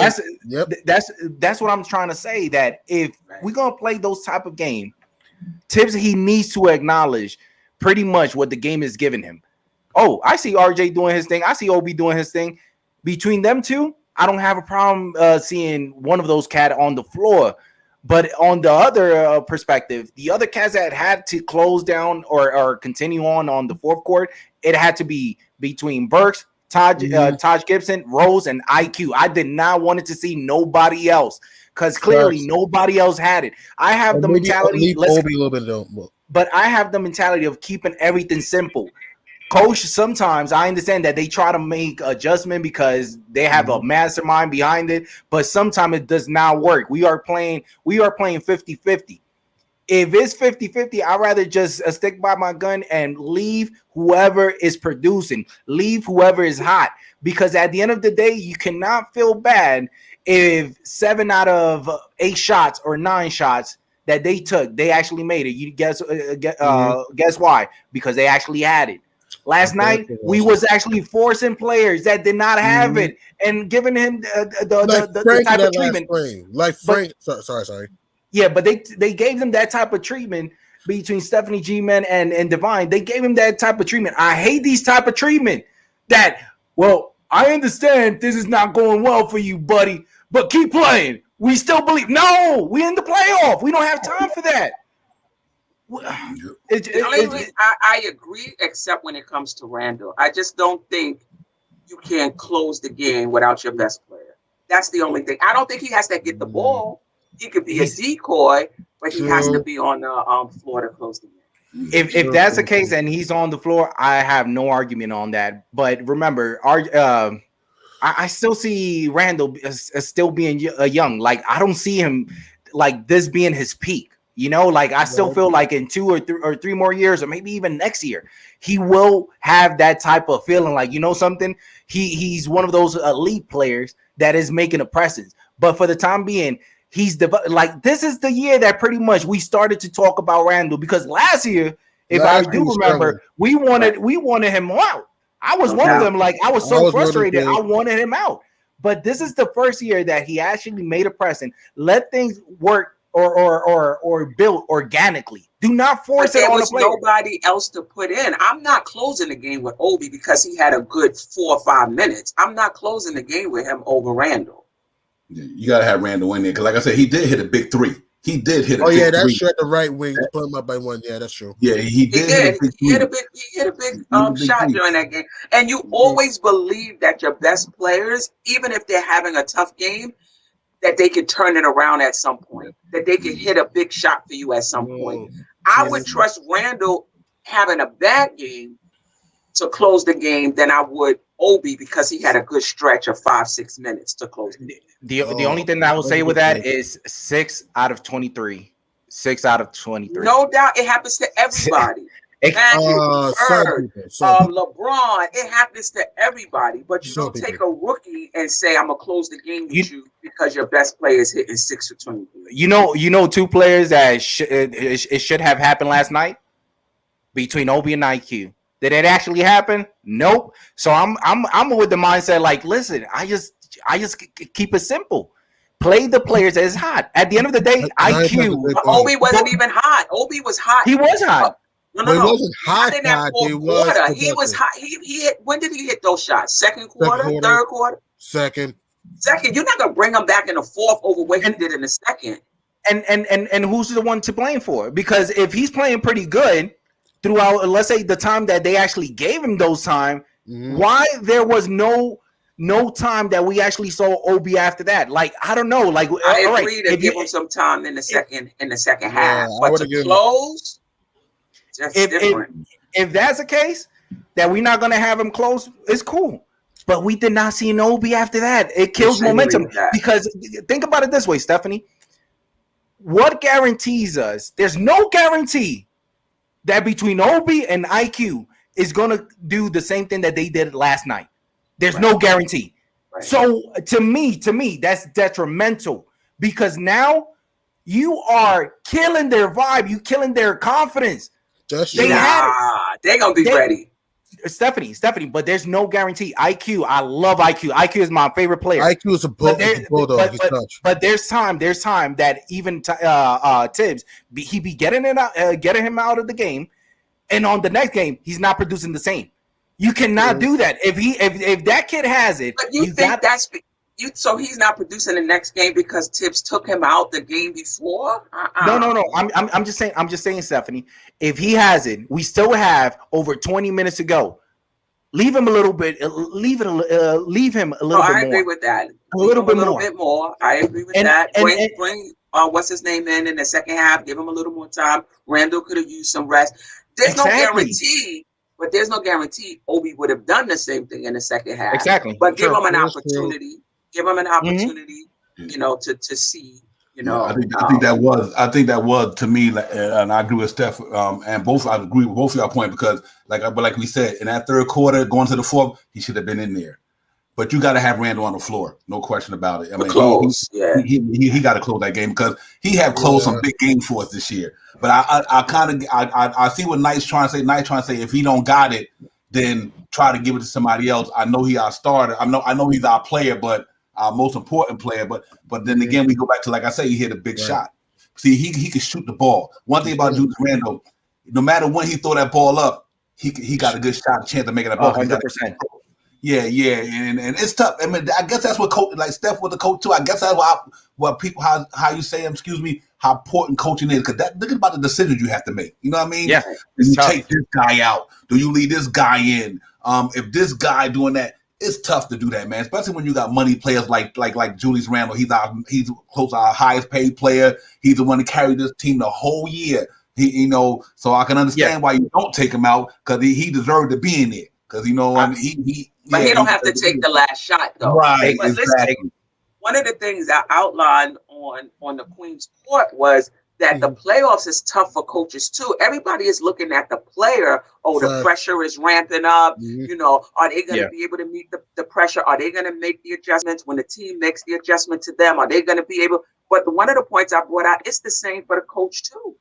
The coach also has to make the adjustment. The pressure ramps up for them too. The decisions they make or don't make makes a difference in the game. And bench coaching becomes very important as well. Substitutions, in-game adjustments. So it turns up not just on the players, it turns up on the coaches as well.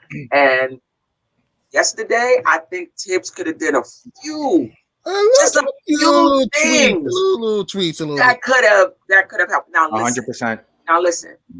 Had he decided to blitz, double team, trap Trey, and it didn't work, there you go. at least you can say I tried the adjustment because he was killing us and it didn't work. He found the open player and they killed us. So now we're sitting here saying, listen, he made the adjustments. They was just on. No matter what we did, they was able to counter it. We can't say that. So Stephanie, we actually even saw. This is not the first time that we was in the same predicament that we was last night. This is not the only game. We've seen it again, and again.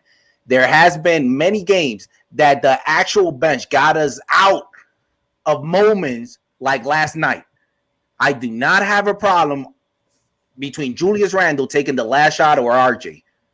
But we have to get those type of those type of gap, like a good amount of gap, like 5-7 points lead in the last 0.9 seconds. Because at the end of the day, I could guarantee you this, and I don't have a magical ball to predict it, but it just based on what I have seen throughout the season, that the bench has taken us out of many tight spots and given us that leanway. How many times have you seen even RJ, our second best player that we always be saying, and sometimes I'll be hitting him for that, but how many times have we seen RJ that he just did not have it? Tibbs made that adjustment and set him down for the entire 2 quarters. For the entire 2 quarters. Do that with Randall though, and I'm not sure RJ is our second best player at this point. Yeah, definitely. But I don't think you could do. I don't think you can sit Randall for 2 quarters. I'm not saying for 2 quarters, but at least giving us that lean way, because if the bench clearly has it, keep the momentum going. Exactly, and especially we're not gonna destroy Julius Randle confidence, because he might look at it like a disrespect, like, wow, these people, they don't believe in me. No, we're gonna give you your minutes. Stay tight. Like in the last 5 minutes, to me, the most important quarters is between the first and the last quarter. I agree 100%. Now the last 5 minutes is crunch time. Give Julius Randle those 5 minutes, just to give him that feeling. Like, you see, we didn't play you for those quarter, but the quarter that matters the most, we giving it to you. And especially if we have a good amount of lead, there's no reason for us to be in the position that we was last night. Because if we continue on with the same people that we ended that third quarter, bringing us out of a dip, because we was in a drowning zone. We was drowning in that third final quarter. The bench actually gave us what we needed. But it was the bench that gave up those 2 shots to Lou Williams too. That is true, though. And like I said, Lou will change the game a little bit. If Lou will, let's put it what if. We couldn't extend that lead. We was up 7. I know.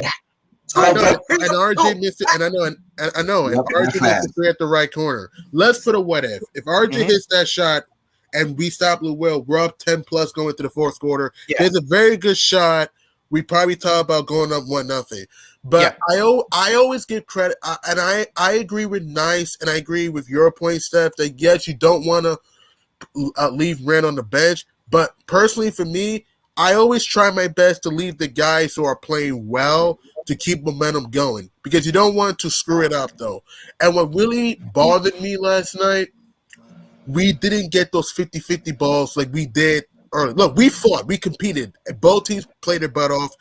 It was an awesome game. It felt like a back-and-forth, drag-out, playoff-type game. But what to me, you can argue we lost the game to Bogdanovich 3. If RJ gets that steal, and we run plays, we're up 1-0. But Bogdanovich hit that clutch 3, and also the foul at the end. I don't think that was a foul.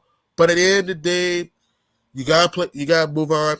And Rose hit a clutch floater to tie the game. Yeah, I forgot about that. Yes. Yeah. I think that was at the top of the, We talk about what we could have did offensively. It was our team defense that let us down. Because even if you go in with that 10-point lead, say we don't give up the 7, we go with the 10-point lead.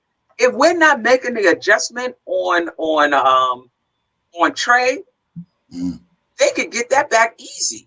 Yeah, even if we up 10, they can get that back easy. That team defense was not on point. It was not. So many mismatches, dribble drive layups, and pick and roll. And Trae Young, he took our point guards to school last night. He didn't even need a pick. We didn't need a pick. And I'll be honest with you, when I saw the Hawks have the ball with 9 seconds, I said to myself, they're probably going to score, because think about this. I thought Frank extended it too long. So we only had 0.9 seconds left. Exactly. It's like, look. I won't go too hard on Frank, but I do think Frank could have tried harder on that. But here's what killed me. Well, a little harder, but I won't go too hard. I won't. It's not all Frank's fault, because, like I said, Todd didn't come up with that screen fast enough. That's what happened with that. Exactly. You know what? If Todd would have came up when he was, Todd should have brought him to him. Frank could have jumped on his right side to keep him from going right. I was like, well, Todd, close out. I think Todd got out, and then Noel and Randall got burned. They got burned. Yep. On that floater. I knew that floater was going in. It's like, come on, Trae Young's done this before. Again, he's not a superstar. He's not, but Trae Young can thrive in the big moments. Yes. And he did this to the crowd. Shh. That's what he did to the crowd last night. He shut him up, man. And Trae, quiet. When he hit, as loud as it was, when RJ hit that dunk, it was the opposite. When Trae hit that shot, I mean, you could hear a pin drop in the garden. It was quiet. It was quiet, man. And, I got to give it up to Trae Young, man, because he started a little slowly, but he came up strong at the end, and he wasn't rattled. Trae Young played cool, calm, collected. And, again, you got to also give Hunter and Bogdanovich their credit hitting the big shot. I always give credit to when it's due, because again, even though I always give credit when it's due, because that's how it should be. But You gotta get Nick McMillan his credit for making adjustments, man. And the Atlanta Hawks, hey, they did what they took home court advantage. We have to win game 2, and we have to win a game in Atlanta. I do think we will win the series in 7. I believe we will make the right adjustments for game 2. And I believe we will tie the series going to Friday night, which will be game 3. Because, like I said, even though teams have had one series down to nothing going on the road, I don't like our shot. If we lose game 2, I don't like our chances. Because not only do we have to win a game in Atlanta, we have to win 2 games in Atlanta. Because, again, we're not coming back from 3-0. We go down 3-0, the series is over. But we got to win game 2 at home. We got to come out with the right mentality. Our bench is going to be fine. I believe our bench will show up. The starters have to be more assertive and calm down. I felt our starters were too hyped. I thought our starters were like, we're just going to show up and dominate. Nah, we gotta play within the system. And I felt to me, look, Alfred Payne at this point, he stinks. Reggie Bullock, he's a good player, but he struggled last night. His jump was not falling. Julius Randle, the bright lights were too much. I'm sorry. He just played out of his character last night. RJ Barrett, other than that third quarter when he got going, he never really got into a rhythm. Never really did. And Noel, he's a good defender, but his pick and roll defense was not very good last night. And and that's all I have to say. All I have to say is this. In my opinion, game 2 is our season. That's just me. Because if we lose game 2, I think it's over. If we win game 2, then I think we can win the series in 7. That's just me. Yeah, I agree. It's going to be tough if we lose game 2, but I don't think it's going to happen. I think we go in there and spank them boys to win Wednesday night. I think we just say, no what? We're going to win Wednesday, big time. Yeah, we're going to throw this one under the bridge, water under the bridge. We came flat. I think the Knicks come out, man. Now they done got it out the way. Let's put it like this here. They done got that game out the way. And now they know what it is to play. With that same crowd coming to Garden Wednesday, they prepare more now because they played in there. Now they know what it's going to be like. But it's going to be crazy, man. I just think we're going to get it, man. But real quick, salute to the chat. Chop Low, Supreme System Lord, Dave Jackson, it's me. Unique Law, Prince the Bun, the Motor City, man. Y'all already know what it is. Dave Jackson, everybody, man, saluted. I'm coming up in the chat. Stanley Mann, Rick V, all you. I see all you guys, Uncle Fulio, everybody, man. Salute for coming on. We got Divine, we got Nice, we got G Money, we got Queen Steph in the building. Knicks took a little L last night, pros and cons to the game, some ups and downs, but for the most part, I'm still confident we're gonna win this thing, man. I didn't even get down after the game last night because of what I seen in that Garden last night.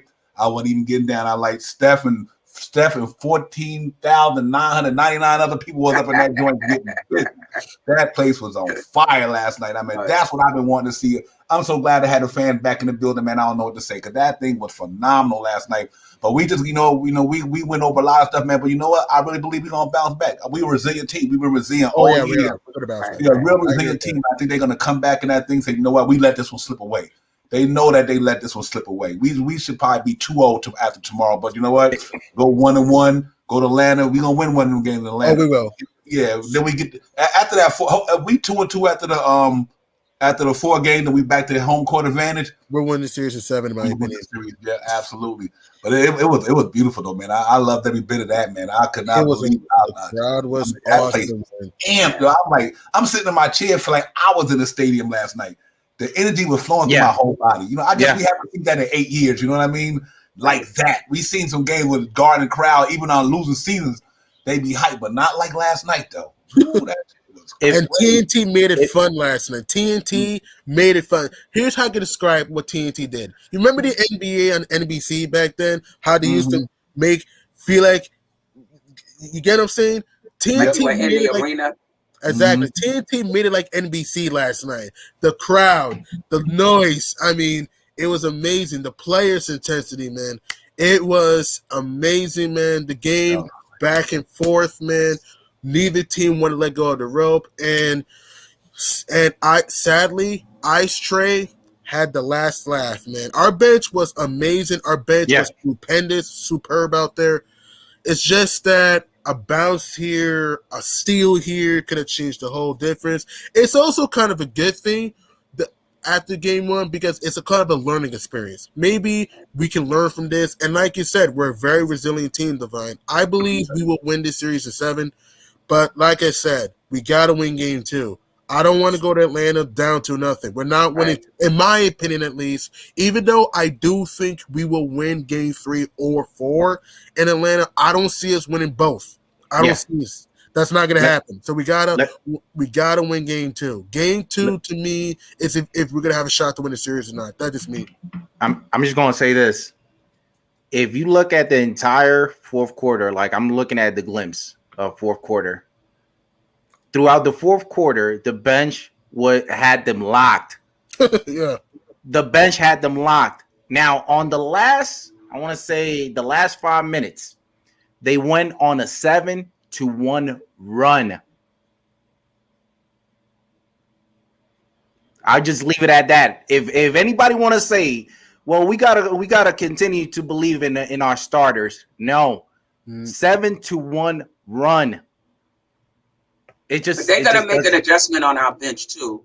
Randall, I'm not sure how much what they're gonna be able to do because the firepower is potent, and with not Trey quickly, his game is developing so that if you run him off the 3, he's gonna go in and he's gonna not take this wild floater.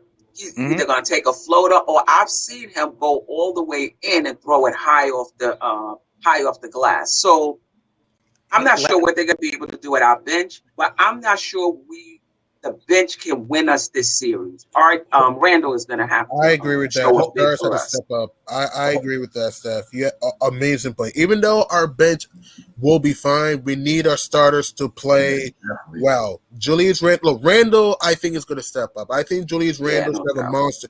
Is going to bounce back. He didn't play well game 1. I think he'll play much more assertive in game 2. I think RJ is going to play better in game 2. I think Reggie Bullock is going to play well in game 2. It's going to be a tough series, all right? It's going to come down to the wire for a lot of this. I have a feeling we will blow them out in game 2. I've seen this before. Usually when a team loses game 1, they come out firing right away in game 2. I think game 2 we will get a blowout win. I have a feeling in game 2 it's going to be a blowout win. I have a weird feeling. Games 3 and 4 in Atlanta, it's going to be crazy games. We will win 1 in Atlanta. I think we go back home 2-2 for game 5. But for game 2, we just need to get loose balls. We just need to play our game. That's what I can say. Play our game. I'm sticking to my gun. At the end of the day, what makes exceptional player is not that you pretty good only doing one thing. You got to do other. Julius Randle, if in the last 5 minutes, and the only reason I go down on Julius Randle the way I be hammering him is because I see that, bro. I see that Julius Randle is our GOAT. Like he's the best player in our team. Like he did it throughout the season. This is the time for him to produce. And last night, if he would have just gone into the paint, because what the Hawks did last night, people, believe it or not, they play simple basketball. They did not double team nobody. Like if you saw them double teaming somebody, it was only glimpse. They got back to their to their man.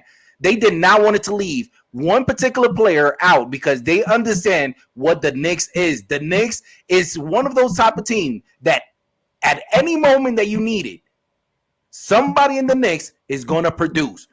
They did not want it to let or give the Knicks any type of leadway. So Julius Randle, he needed to take it up on him.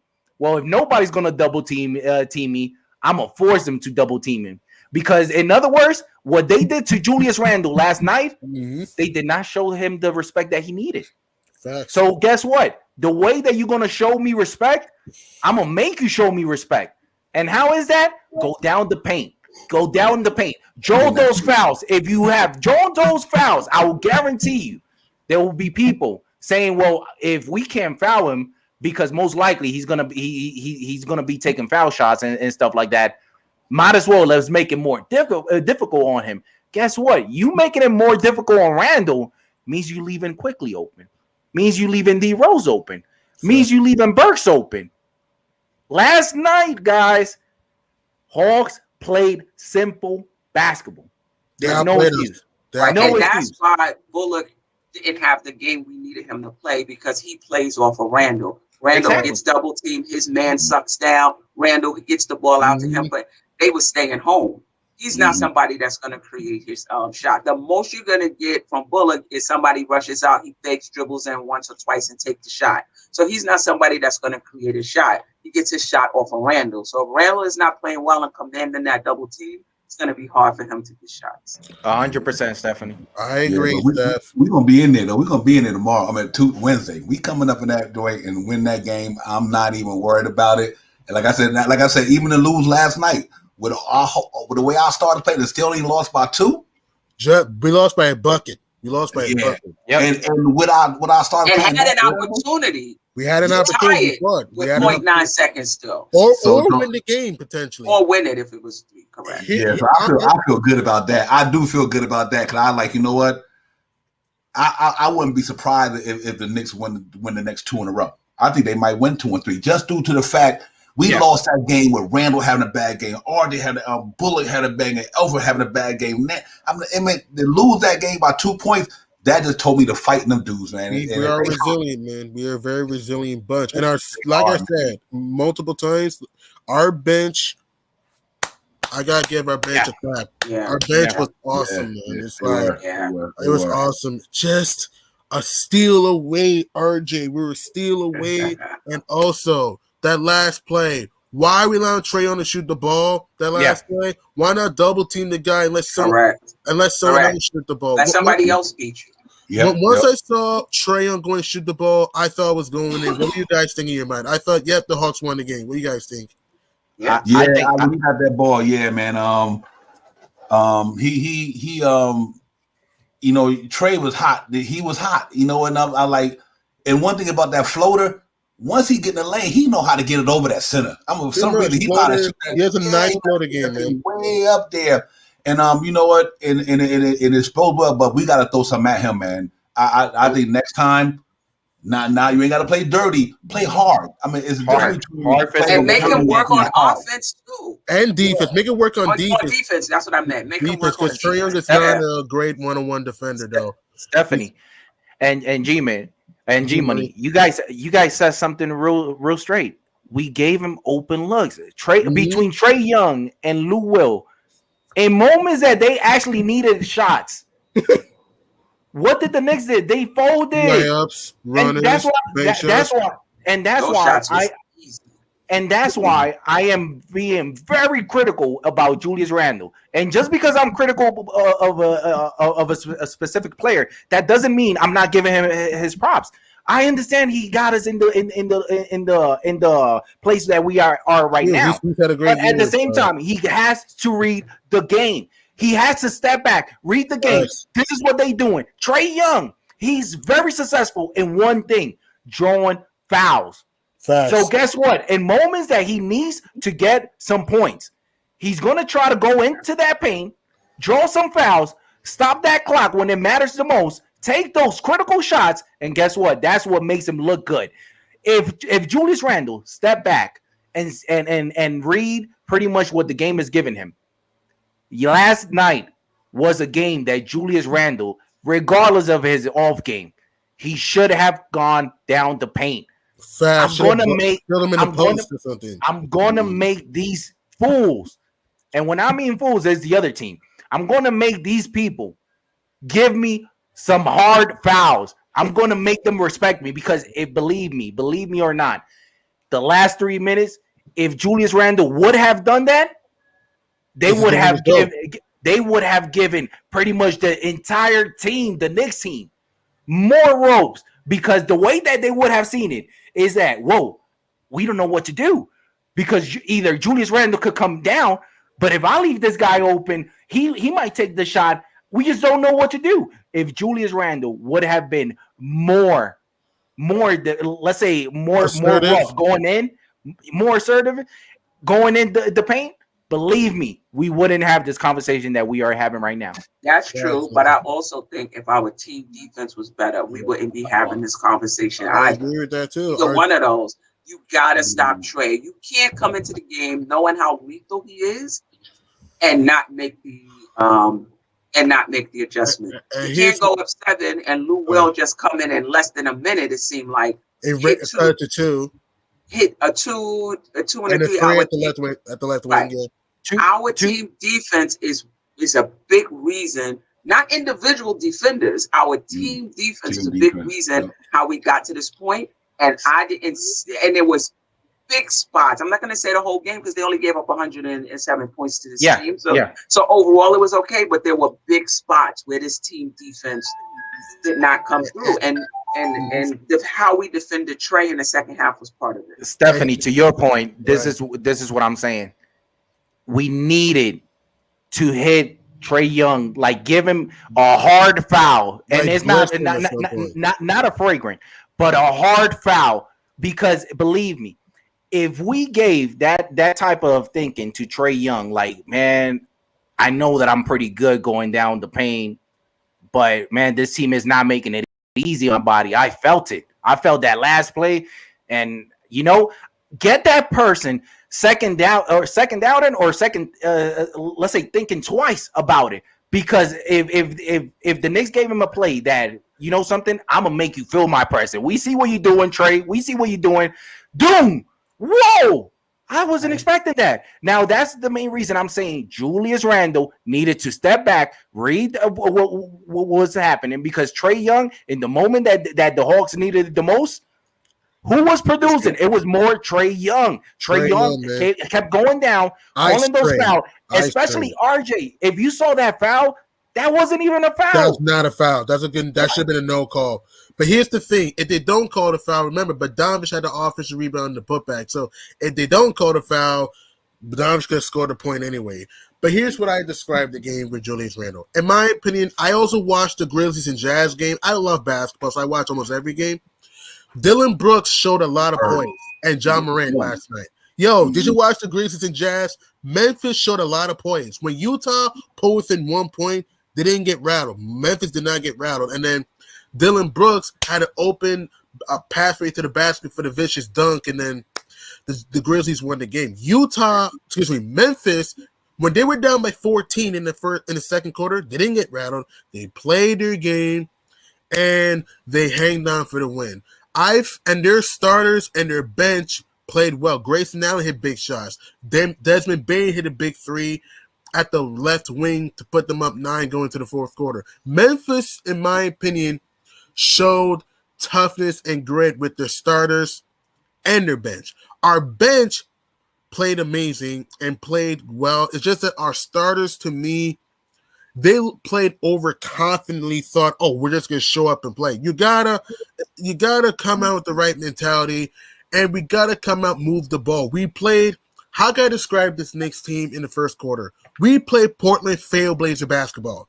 Iso ball, one-on-one, hero ball type shot. I don't like that type of basketball. I'm a guy that loves motion offense, off-ball movement, spacing. That's what I love. And I just felt we didn't come up with the right mentality. And the Hawks, Atlanta was not super duper. They were not. But the Atlanta Hawks, to me, played a smart game out there. And you got to give Atlanta credit. And I'm saying this now. If we do not stop Trey Young, we're going home in the first round. We got to stop Trey Young. We got to contain him. That's what I'm saying. Yeah, every time he scores 30 or more, they win. Damn, they win just about. So that's the defense last night. Yeah, real quick, while Steph point, with that team defense, that's why I can understand why, we got a right to get on play, like I said, when they do good and they do bad. But I got to tell you this about Julius Randle. Julius Randle offense last night affected his defense big time. Big time. Yeah, some of them coming in, Trey Young coming in that lane, Julius Randle could have slid over there. You know what I mean? Yeah. I'm like, Julius Randle, he right there. Julius Randle, sometimes, you know what sometimes Julius Randle do what's interesting to me? You remember how Kevin Knox used to, when he miss a play, like he mope on himself? He like, I noticed Randle do that too. And like Randle miss a play, he'd be like, like, I'm like, nah, don't do that. You know what I mean? You gotta like kind of man up a little bit, like, my fault. Don't just throw there and throw your hand on that. Like, you gotta like that was my bad. I did that. But I think that affected the game last night, man. And but for overall, I just think that it would be like, I think I'm happy. I'm not happy with the loss. I'm happy that the effort they put in to get back in that game Yeah, after we that did first show quarter. effort, though, because Yeah, I'm really saying, like, you know what? We was only a shot away from winning that game. a So I steal do. away. Yeah, the feel of we got to give them credit because the energy. I think they fed off the energy. I think what got them back in the game was Steph. You guys in that guard. I think you got them guys back in that game. That Garden was like, "Come on, y'all!" Yeah. And they stepped itching. They kept making so bad. They was itching away, missing shots too. So I think our defense, they played a good game, but I think they lost a lot of it trying to get back in the game. Because I'm like, we down 30-something to 30. We got it back to 33, 31, whatever. We pulled it one. And they extended. We pulled it one again. And they extended. Then we got the lead. Then the Hawks went around. Then it was like they were up 7. Then the Hawks that pull within 2. Then we go up 6. Then the Hawks get the lead. And it's like I said, it's one of those back and forth type games. It's gonna be a lot of this top during the series though, because it's the playoffs. Usually you can see a lot of games in which both teams will fight. Like that Miami-Milwaukee game 1. That was an awesome game. Chris Middleton hit that shot. That's what it felt like. It felt like a game that neither team did not want to let go of the rope. And we got to give both teams credit, man. I mean, our bench played well. Atlanta, Trae Young, man, Ice Trae, he's an assassin, man.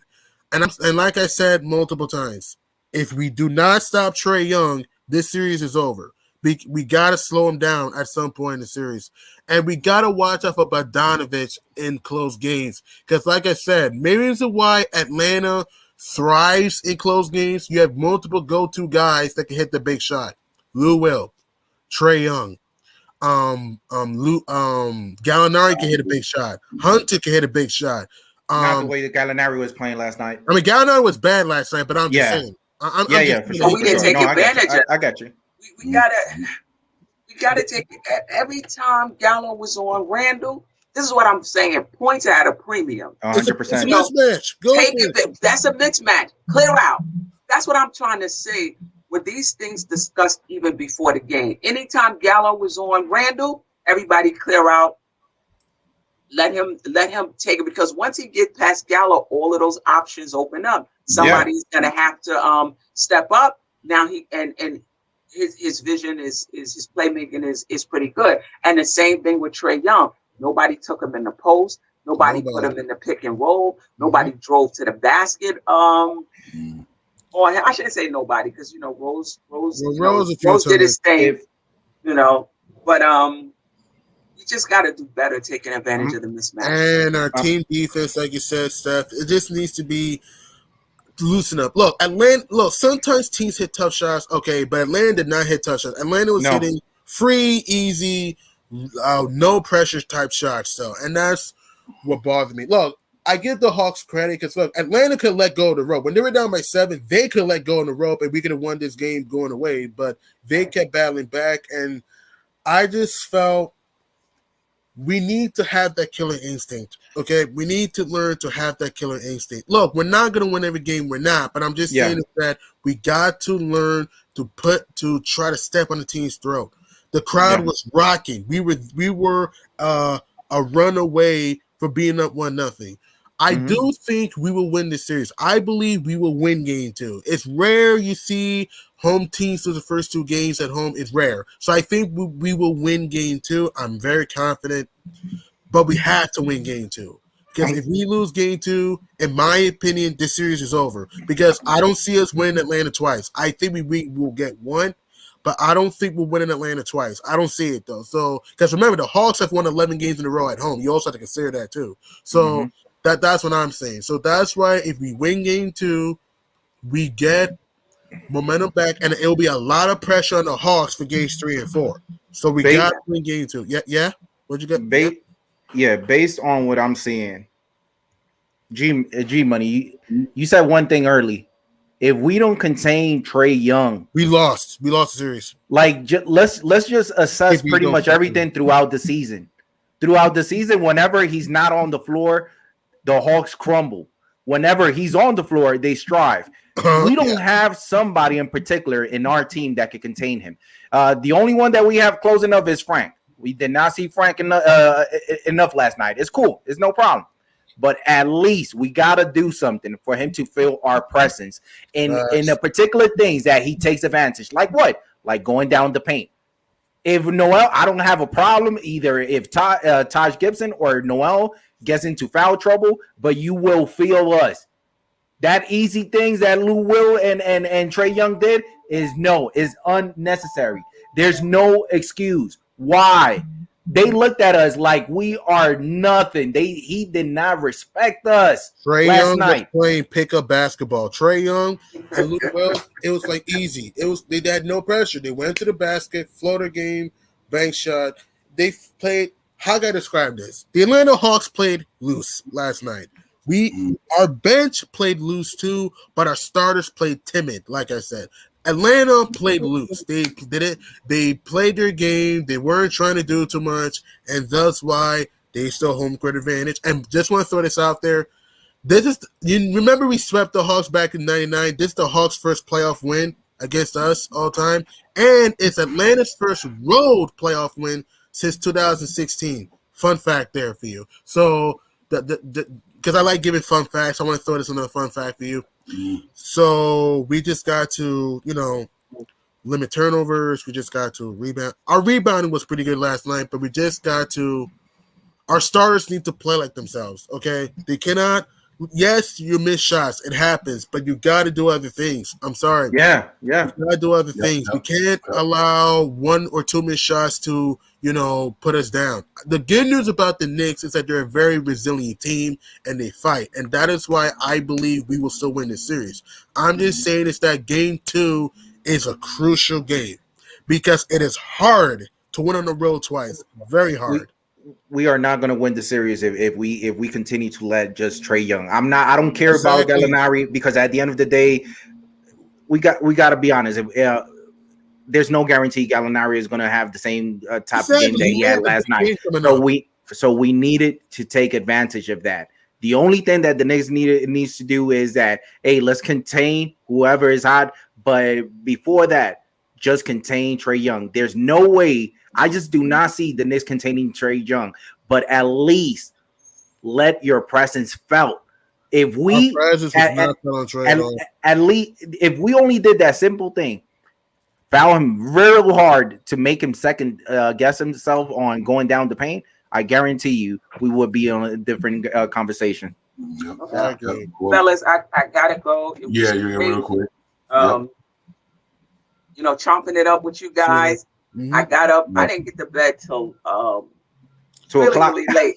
And then I woke up this morning. I said, let me see if Devon is on. They usually come on after the game. And sure enough, you guys was on. It was great to come on and talk to you nice. I think this is the first time on the panel with you. Appreciate you. Great insights, Devon. G Money as always.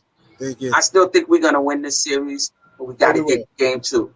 Got to get game 2, and quite frankly, I don't even think it's going to be close. In game we're going to blow them out in game 2. Game 2, we're going to come out here, play Knickerbocker basketball, and we're going to Atlanta. Because usually when a team loses a heartbreaker like that, they come out firing out of the cannon. And I expect us to go out here, take game 2, and, come out with fire. Because like I said, and this is my opinion, we lose game 2, this series is over. Because I don't see how we win Atlanta twice. I don't see it.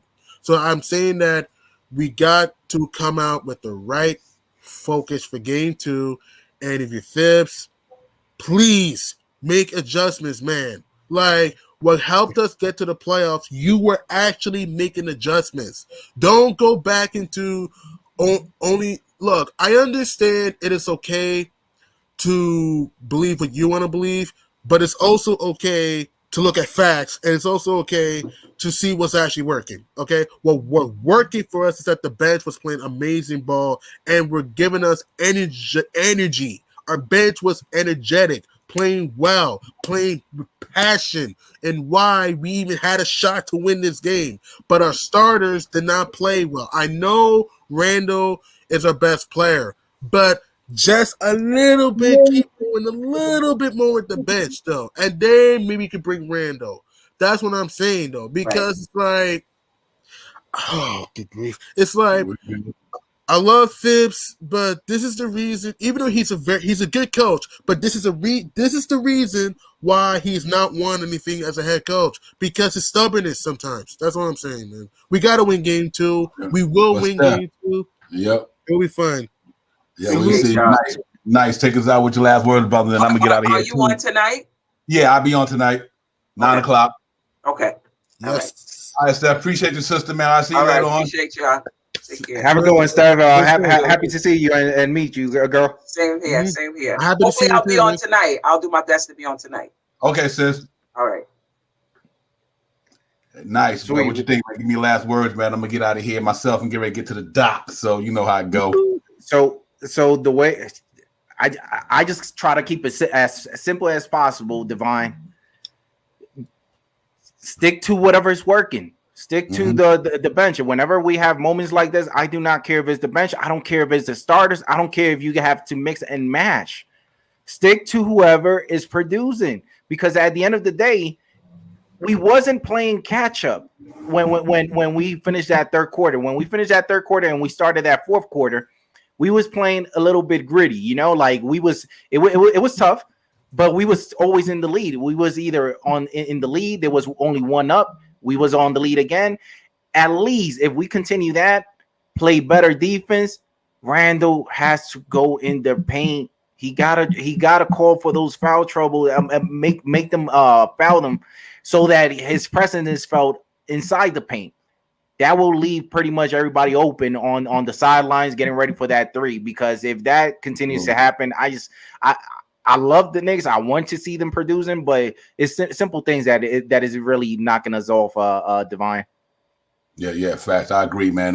We gotta be able to adjust with the times too. Tibbs need to be able to adjust with the time. Because I do think that third quarter he should have kept going into that fourth quarter, and I second that 100%. They had a momentum going, they had a flow going. You would have gave Julius Randle a little bit more rest, and they had to give him more energy to close out the later part of the game. And I definitely think that was the key. And another key to me was. We got to put, like I said, I understand the alpha pay thing, but I think Frank with that wingspan he has, I think Frank got a good chance of Frank can stay in front of guys pretty good. He got a good wingspan, and even when you come in with 30 seconds left, whatever, you're not warmed up. You're not gonna. You obviously Trae Young way faster than you, but he kept his effort. Even when Trae Young beat him, he was behind on trying to block it, and if somebody would have came to the front, that could have been a different scenario. You know what I mean? So I think we gotta make that happen, man. But nice. I appreciate you coming on, my brother. You already know what it is. And I'll be on tonight if you guys want to chime in. I'll be on at 9 o'clock, and we try to do the night show tonight, man. And I appreciate your intellect. Go ahead, brother. Can I say just one last thing? Yes, Pro sir. Divine. Hey, I just can't wait for Luka Mendoza to come through. Please. We don't have nothing to lose. Right now, I'm in the mindset like we don't have nothing to lose. If we are going to stick to our gun and keep on playing EP, we do not have nothing to lose. Please, Mendoza. I hope that you hear this, because hey, you never know who's listening. But hey, we expect you to do well. We wish you to do well. Congratulations and welcome to the New York Knicks. I know you're going to do great things. Just show up, because we actually need a point guard that is producing the way that you have produced in your final, and no wonder you got the MVP on those last two finals that you went on.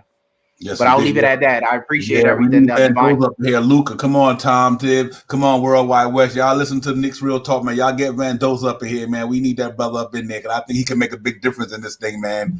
And we'll get it popping. But salute to the chat. Supreme System Lord, Dave Jackson, Nick P. Everybody up in there, man. Salute coming on today, man. Great show this morning. Salute to the panel. Nice G Money, BS Jedi, Queen Steph. Everybody, man, we get it popping tonight on the night show. If y'all want to chime in, we'll be here. Y'all already know we're on prime time. Y'all already know, man. But we're going to get this thing Wednesday. We're going to get it popping. We're going to go in the garden, and we're going to put it down.